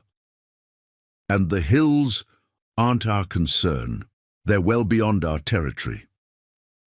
"Everything in the Dakota Territory is our concern," Harkins insisted. "Gold doesn't care about imaginary boundaries." The confrontation remained verbal, but its implications troubled Eleanor deeply. When she shared the incident with Grey Wolf that evening, his calm acceptance surprised her. "Such men have always existed," he observed. "They see land as something to possess, not as a relative to be respected. Their threats are like wind through empty branches, loud but signifying little." "I worry about your safety," Eleanor admitted. Whiteridge is accepting our medical help, but that doesn't mean all its residents have abandoned their prejudices. Grey Wolf's expression softened. Your concern honors me, Healer Eleanor. But I have walked dangerous paths before. The work we do here matters more than the risk. That work continued to expand as winter deepened. Beyond treating immediate illnesses and injuries, Eleanor and Grey Wolf began implementing the training program they had promised, teaching interested residents the basics of both medical traditions. Martha Peterson showed particular aptitude, her natural intelligence complemented by genuine interest in the combined approach. You have healer's hands, Grey Wolf told her, after observing her preparation of a complex herbal remedy. Steady and patient. Martha's face flushed with pleasure. At the rare compliment. I never imagined myself in such a role, she confessed. Women in Whiteridge are expected to focus on home and family. The greatest healers I've known have been women, Grey Wolf replied. In my tribe, many medicine people are female. They understand the balance of life better than most men. Eleanor, overhearing this exchange while inventorying supplies, smiled to herself. Martha was not the only Whiteridge resident discovering new possibilities through their presence. Young Sarah Williams had begun assisting with childbirths, demonstrating remarkable calm during even difficult deliveries. Timothy Jenkins, considered slow by many in the settlement, showed an uncanny ability to identify medicinal plants under Grey Wolf's tutelage. These small transformations within the community paralleled the larger changes in attitudes toward their integrated medical approach. By mid-January, the clinic regularly served 20 or more patients daily, with settlers traveling from outlying homesteads specifically to consult the nurse and the Indian healer about ailments that had resisted conventional treatments. The territorial newspaper even sent a reporter to document the unusual partnership, resulting in a surprisingly balanced article titled "Frontier Medicine Finds New Path." Eleanor kept a copy folded in her journal, both as validation of their work and as evidence for Bennett to use in his ongoing negotiations in Washington. A letter from the young doctor arrived in late January, carried by a traveling postal rider, who had braved difficult conditions to reach the isolated communities. Bennett reported promising developments. Several officials had expressed interest in their approach, particularly after an influenza outbreak in another territory had proven deadly despite conventional medical interventions. They're beginning to recognize that frontier conditions require flexible approaches, he wrote. Grey Wolf's methods for respiratory treatments have generated particular interest, as has your surgical technique for treating arrow and bullet wounds. With continued documentation and results, official sanction seems increasingly likely. The letter's most surprising news, however, came in its final paragraph.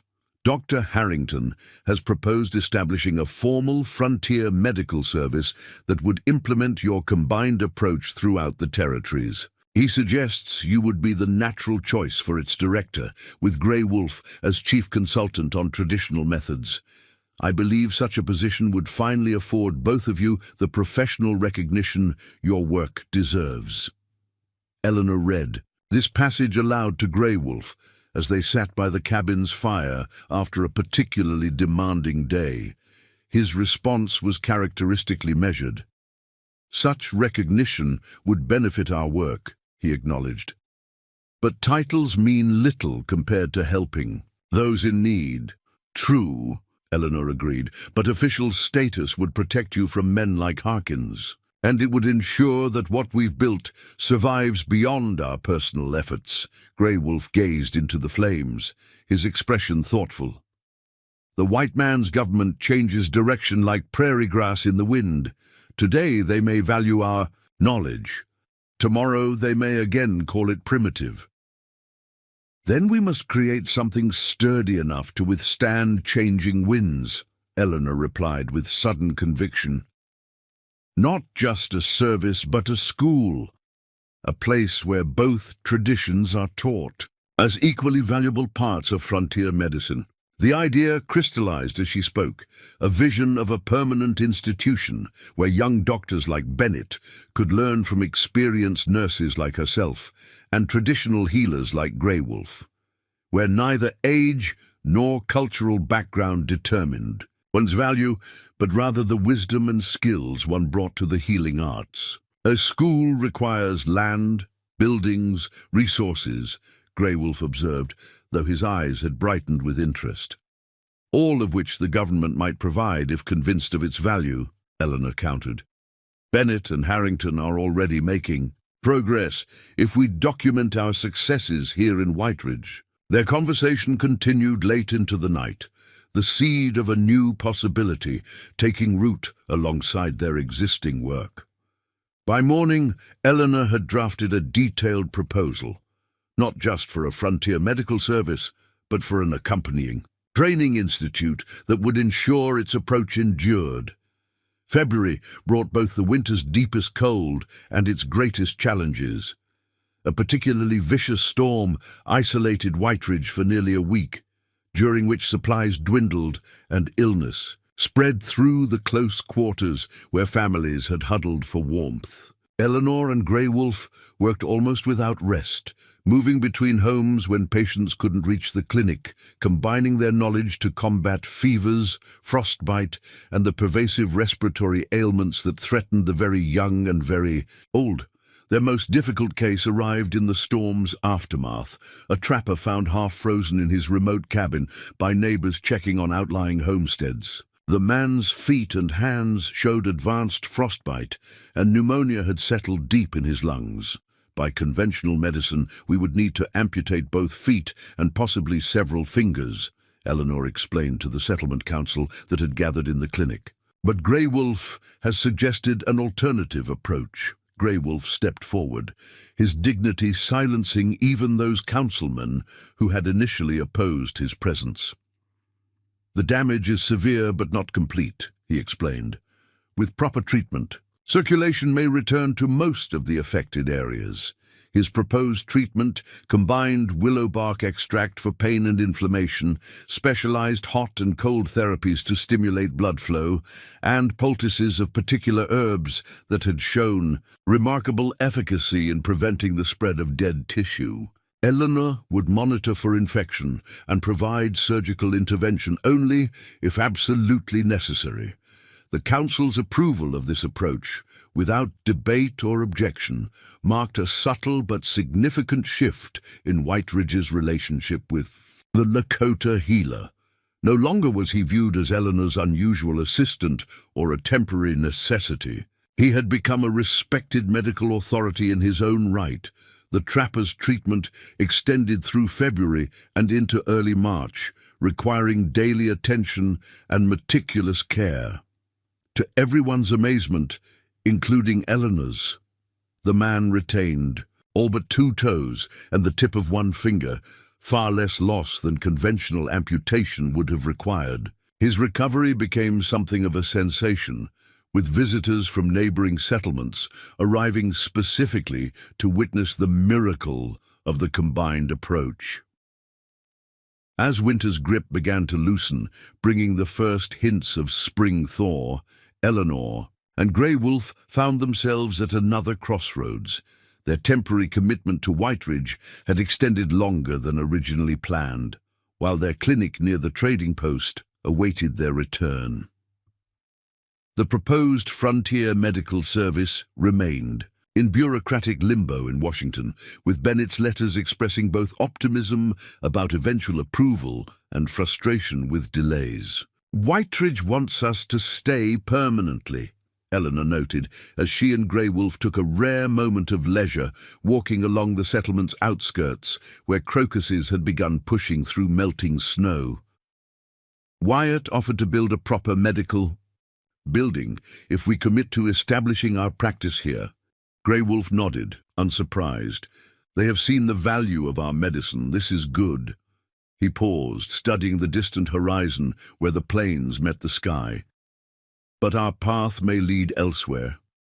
Eleanor followed his gaze, understanding the unspoken, a sentiment. While Whiteridge had largely overcome its initial rejection of both her experience and Grey Wolf's traditional knowledge, it remained at heart a settler community with the attendant limitations. Their vision for truly integrated medicine might require more neutral ground. "I've been thinking about Samuel's last visit," she said after a moment. "His mention of the railroad junction being established near the territorial border, a place where multiple communities, settlers, Lakota and others, naturally converge." Grey Wolf's expression lightened with interest. A crossroads, exactly, not belonging exclusively to any one community, but accessible to all. Eleanor's excitement grew as she articulated the idea that had been forming in her mind. "If the Frontier Medical Service is approved, we could propose that location for its headquarters and training facility, a literal and figurative meeting point between traditions." As they continued their walk, plans flowed between them with the ease of long partnership: how the facility might be structured, what training would entail, how to balance government support with the independence necessary to maintain their unorthodox approach. Their conversation was interrupted by the distant sound of wagon wheels and hoofbeats, unusual traffic for the still muddy spring trails. Returning to the main street, they found the settlement in a flurry of activity as riders and wagons arrived from the east. Samuel's familiar figure appeared at the head of the small caravan, alongside a man Eleanor recognized with surprise as Dr. Harrington, the government inspector who had visited their original clinic. Behind them came Bennett, looking more mature than when he had departed months earlier, and several official-looking individuals Eleanor didn't recognize. "They've approved it," Bennett called as he spotted Eleanor and Grey Wolf. "The Frontier Medical Service. It's been authorized at the highest levels."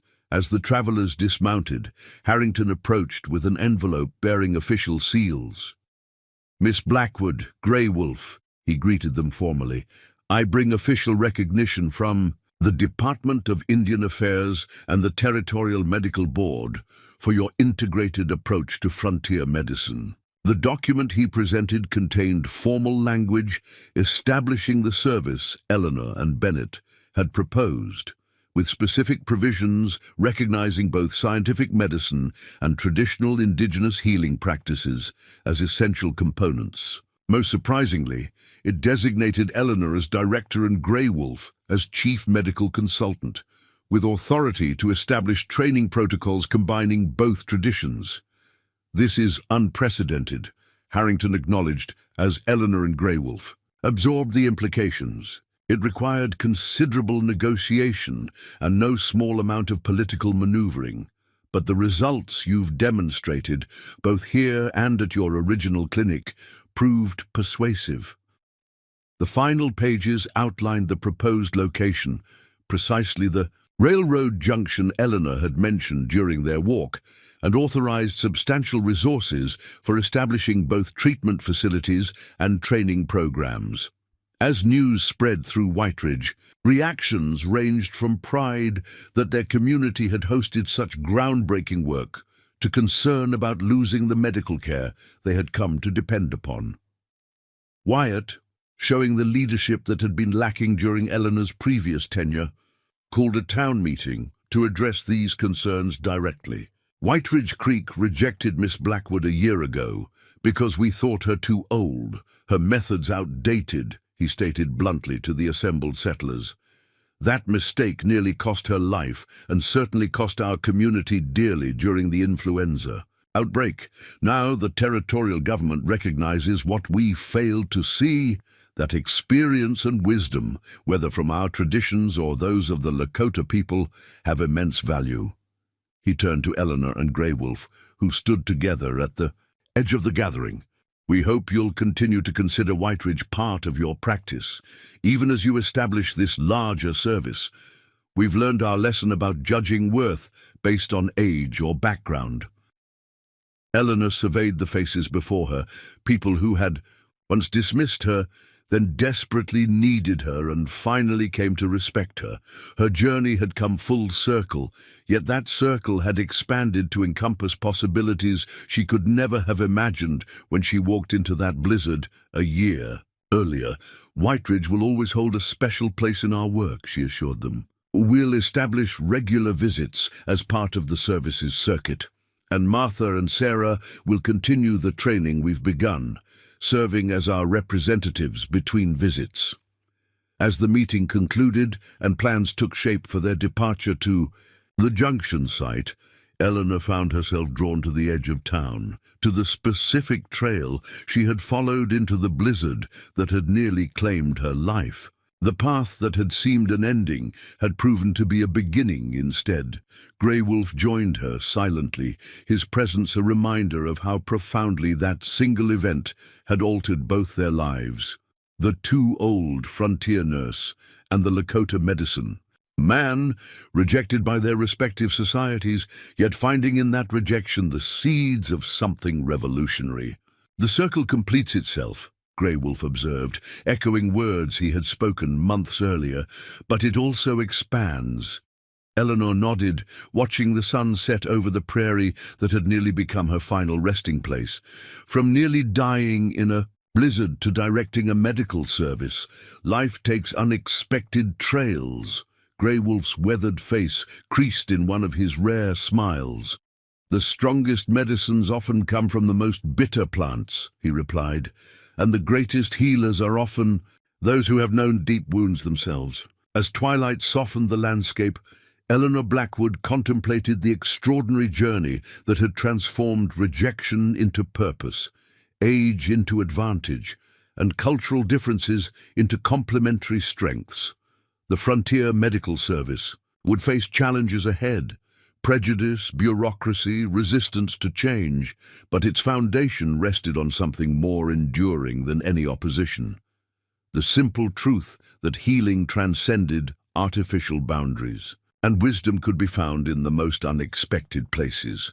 The too old frontier nurse, who had been left to die in a blizzard, had not only survived, but thrived, finding in a Lakota medicine man not just a rescuer, but a partner in pioneering a new approach to frontier medicine, one that honored experience, respected traditional knowledge, and recognized that sometimes the most valuable wisdom comes from those society is quickest to dismiss. The railroad junction that would house the Frontier Medical Service headquarters was little more than a dusty crossroads when Eleanor and Grey Wolf first arrived in late April. The newly laid tracks gleamed in the spring sunshine, intersecting amid a scatter of hastily constructed buildings: a station house, a general store, a small hotel, and several warehouses. Prairie stretched in all directions, dotted with wildflowers that painted the landscape in splashes of yellow, purple, and white. "Not much to look at yet," Samuel observed, as he helped unload supplies from the wagons that had transported their medical equipment from Whiteridge. "But the railroad brings change faster than spring floods. This junction will be a proper town." Before the year's end, Eleanor surveyed the site with a mixture of excitement and trepidation. The government had allocated land on the north side of the tracks, 5 acres, with a small existing structure that had once served as a maintenance shed for the railroad construction crew. It was a humble beginning for their ambitious vision. "Space to grow," Grey Wolf commented, seeming to read her thoughts as he often did. "Better to build slowly with strong foundations than quickly with weak ones." Dr. Harrington, who had accompanied them to oversee the official establishment of the service, approached with a rolled blueprint tucked under his arm. "The architects have prepared preliminary designs based on your specifications," he announced. "Construction crews will arrive next week to begin work on the main building." The plans, when spread on an improvised table outside the maintenance shed, revealed a thoughtful integration of Eleanor and Grey Wolf's ideas: a central treatment facility with separate wings for acute care and recovery, surrounded by smaller structures for specialized purposes. One building was designated specifically for teaching, another for research and preparation of medicines, and a third for housing visiting practitioners and students.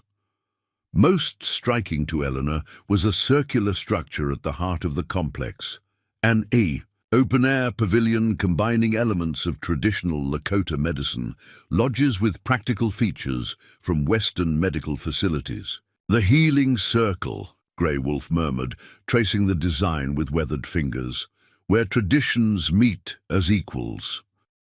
Construction began with the arrival of materials and workers on the eastbound train. The project attracted attention beyond what its immediate scope might warrant.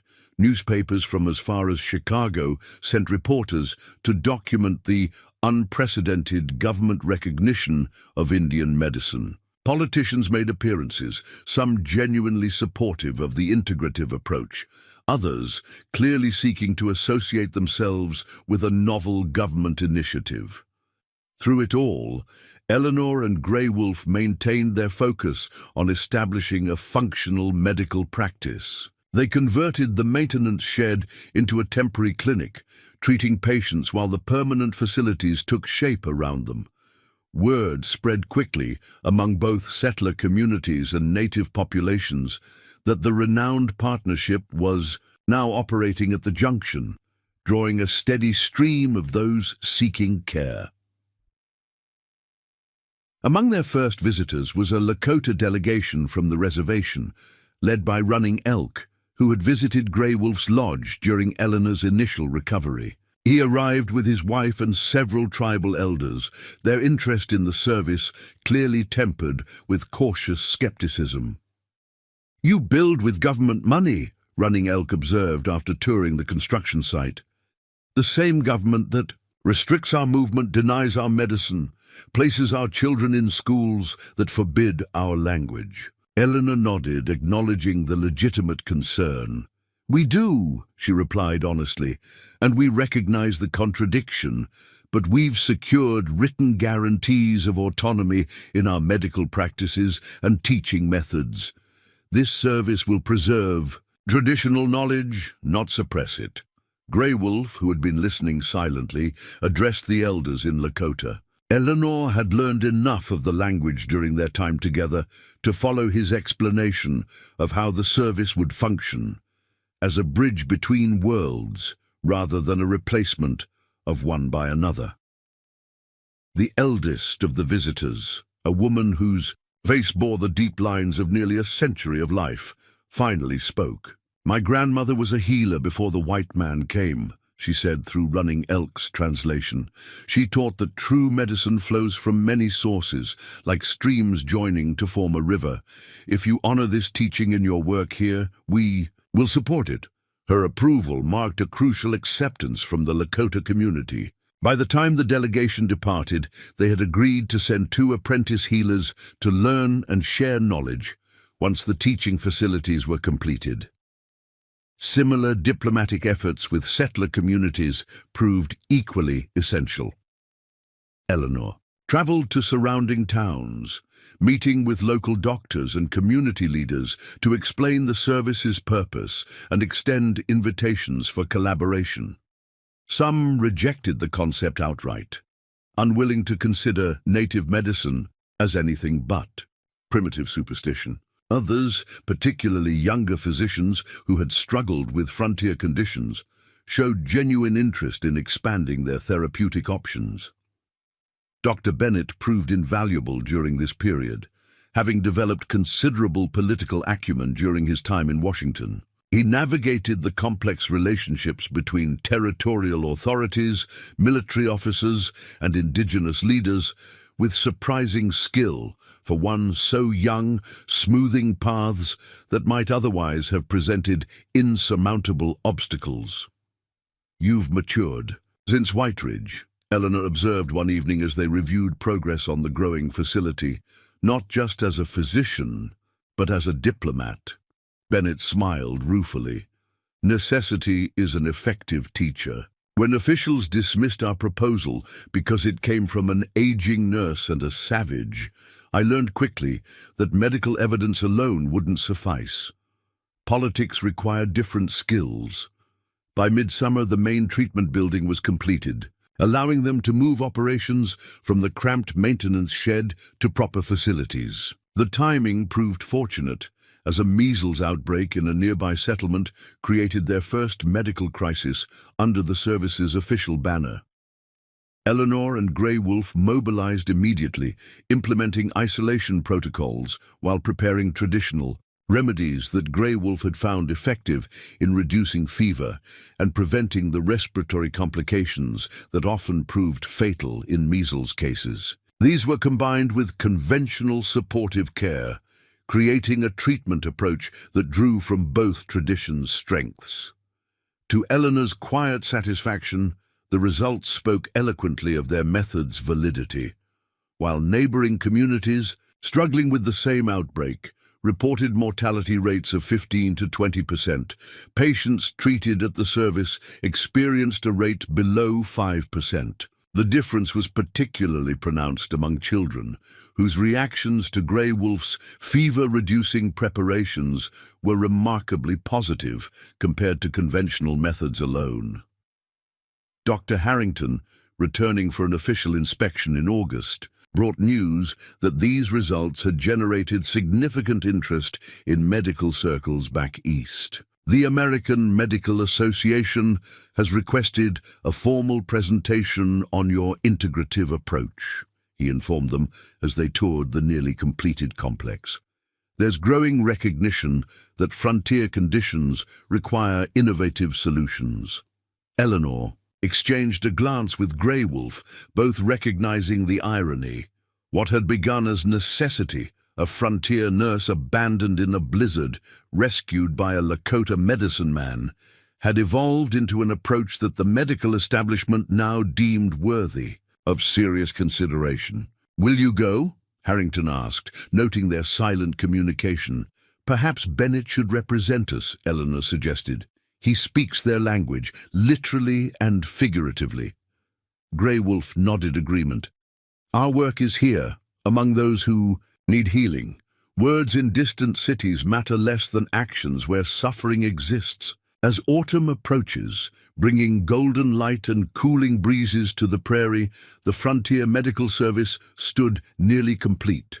The teaching pavilion hosted its first formal class in September, a diverse group including 2 young doctors from territorial outposts, 3 Lakota apprentice healers, a midwife from a Norwegian settler community, and Martha Peterson, who had traveled from White Ridge to continue her training.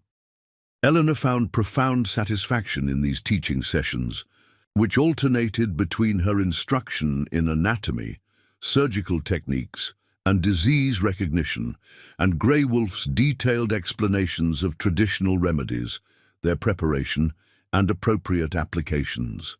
The students initially segregated themselves, skepticism evident in their interactions, but gradually formed a cohesive group as they witnessed the effectiveness of the combined approach. "You've created something remarkable here," Dr. Harrington commented during the harvest moon when he returned with a delegation of government officials.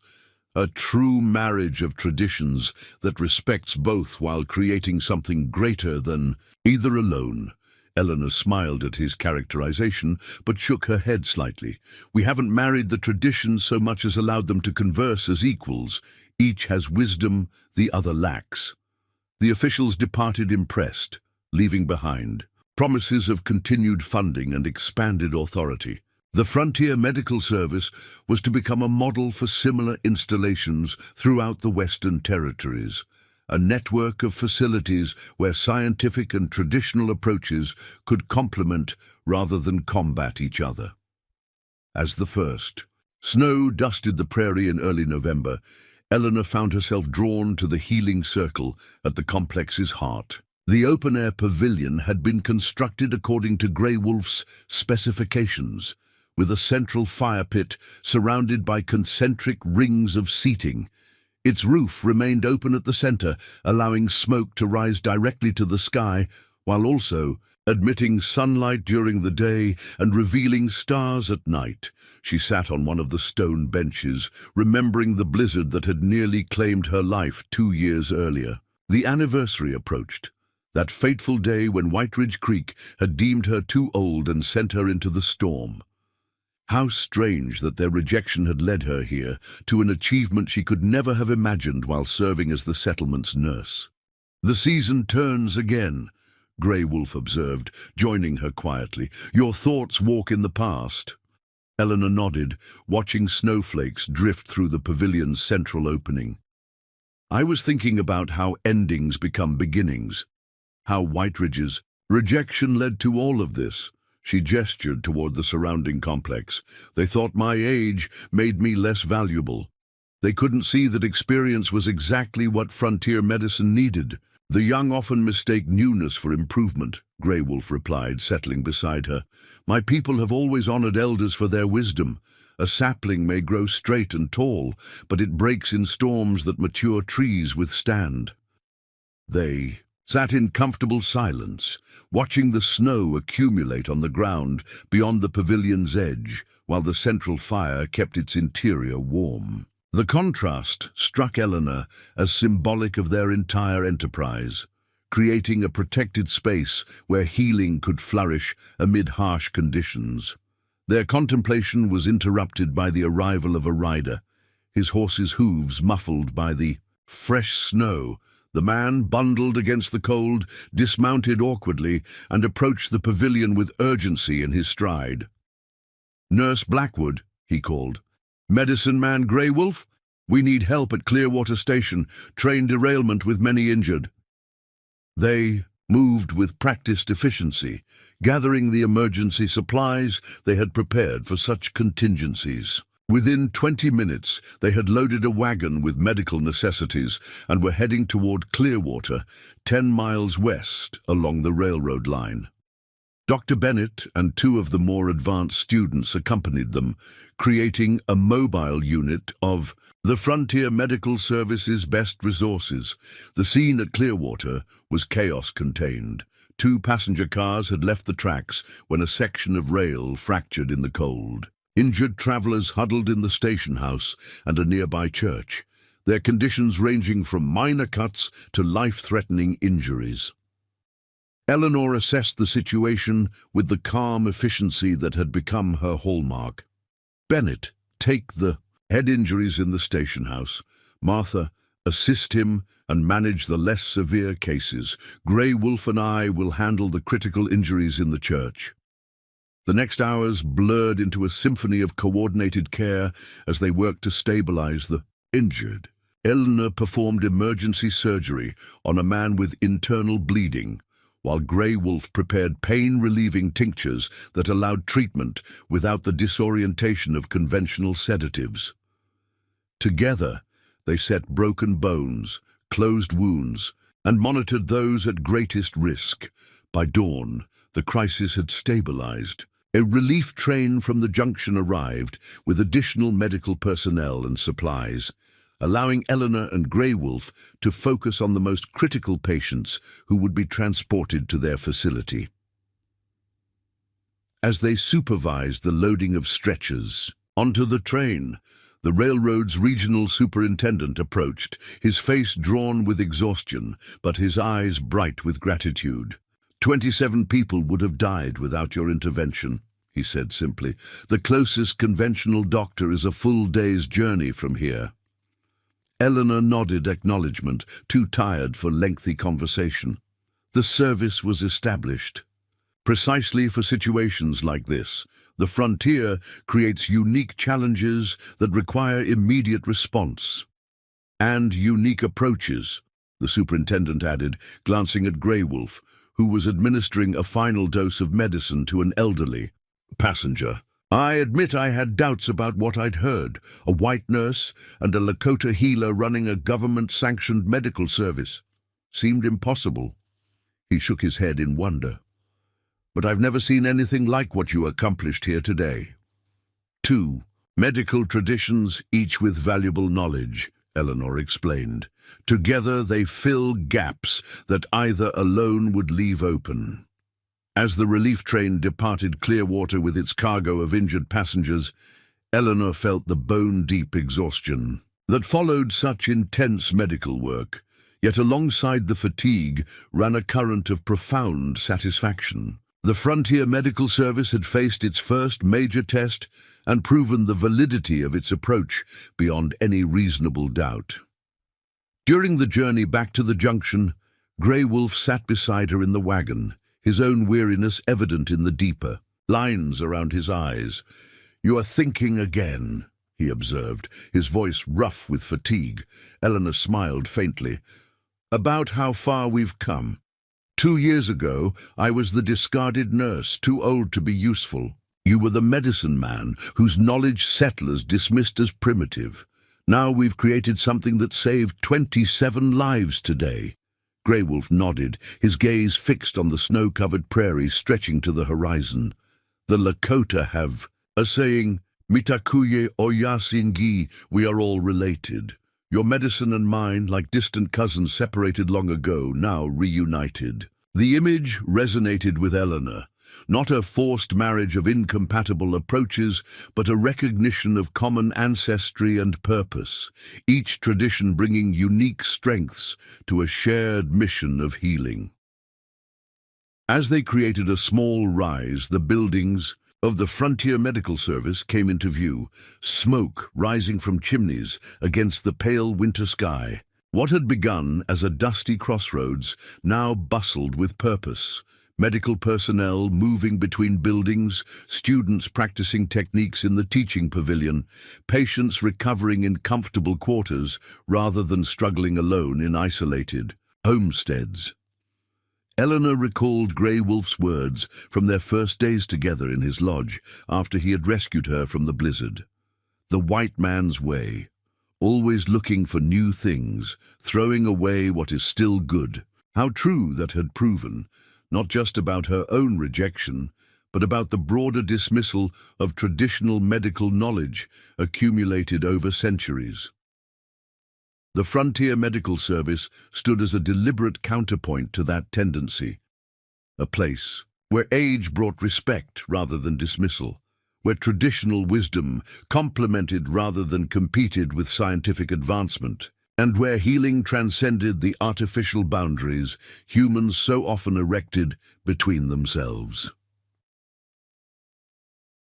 As winter settled fully across the Dakota Territory, bringing snow that transformed the landscape into a sea of white, reminiscent of that fateful blizzard, Eleanor found herself reflecting on the extraordinary journey of the past 2 years. The too old frontier nurse, left to die in a storm by those who deemed her obsolete, had not only survived but thrived, creating an institution that would endure beyond her lifetime. Working alongside the Lakota medicine man who had saved her life, she had discovered that age was not the liability Whiteridge had claimed, but an asset of immeasurable value in frontier medicine. Experience, wisdom, and the humility to learn from different traditions had proven more powerful than youth's energy or the newest medical techniques alone. On the anniversary of the blizzard that had nearly claimed her life, Eleanor walked to the edge of the medical complex, gazing toward the distant horizon where sky met prairie in a seamless line of white. Grey Wolf joined her silently, his presence a reminder of how profoundly that single event had altered both in their lives. "The elders say that when a snowflake falls, it carries a story," he said after a comfortable silence. "Your story was not finished when the snow tried to claim you." Eleanor smiled, feeling the weight of the journey they had traveled together. "Nor was yours when you found me. Perhaps that's the most important lesson we've learned, that endings are rarely what they seem." As fresh snow began to fall, dusting their shoulders and catching Eleanor's silver hair, they turned back toward the healing circle at the heart of the complex. Students had gathered there for the day's lessons, their diverse faces expectant as they awaited the wisdom of the frontier nurse who had been deemed too old and the Lakota medicine man whose knowledge had been dismissed as primitive. Together, Eleanor Blackwood and Grey Wolf walked toward them, carrying the living proof that sometimes the most powerful healing comes from those societies that are quickest to discard, and that wisdom, like medicine itself, belongs not to any single tradition, but to all who seek to ease suffering with open minds and compassionate hearts. In the heart of the Dakota Territory, where a blizzard had once represented death but ultimately delivered rebirth, the Frontier Medical Service stood as testament to a simple but profound truth, that when traditions respect rather than reject each other, when experience is valued rather than discarded, and when healing transcends the boundaries of culture and prejudice, even the most devastating storms can lead to unexpected new beginnings. "The circle completes itself," Grey Wolf said softly as they reached the pavilion's entrance, "and the next journey begins." Eleanor nodded, feeling the rightness of his words as they prepared to share their hard-won wisdom with those who would carry it forward. The two-old frontier nurse and the Lakota medicine man had transformed rejection into purpose, creating a legacy that would endure long after the story of their unlikely partnership had faded into frontier legend. As they stepped into the healing circle to begin the day's teaching, the snow continued to fall, each flake carrying its own story, each journey interconnected with countless others across the vast, unforgiving, yet ultimately beautiful landscape of the American frontier. Up next, you've got two more standout stories right on your screen. If this one hits the mark, you won't want to pass these up. Just click and check them out. And don't forget to subscribe and turn on the notification bell so you don't miss any upload from us.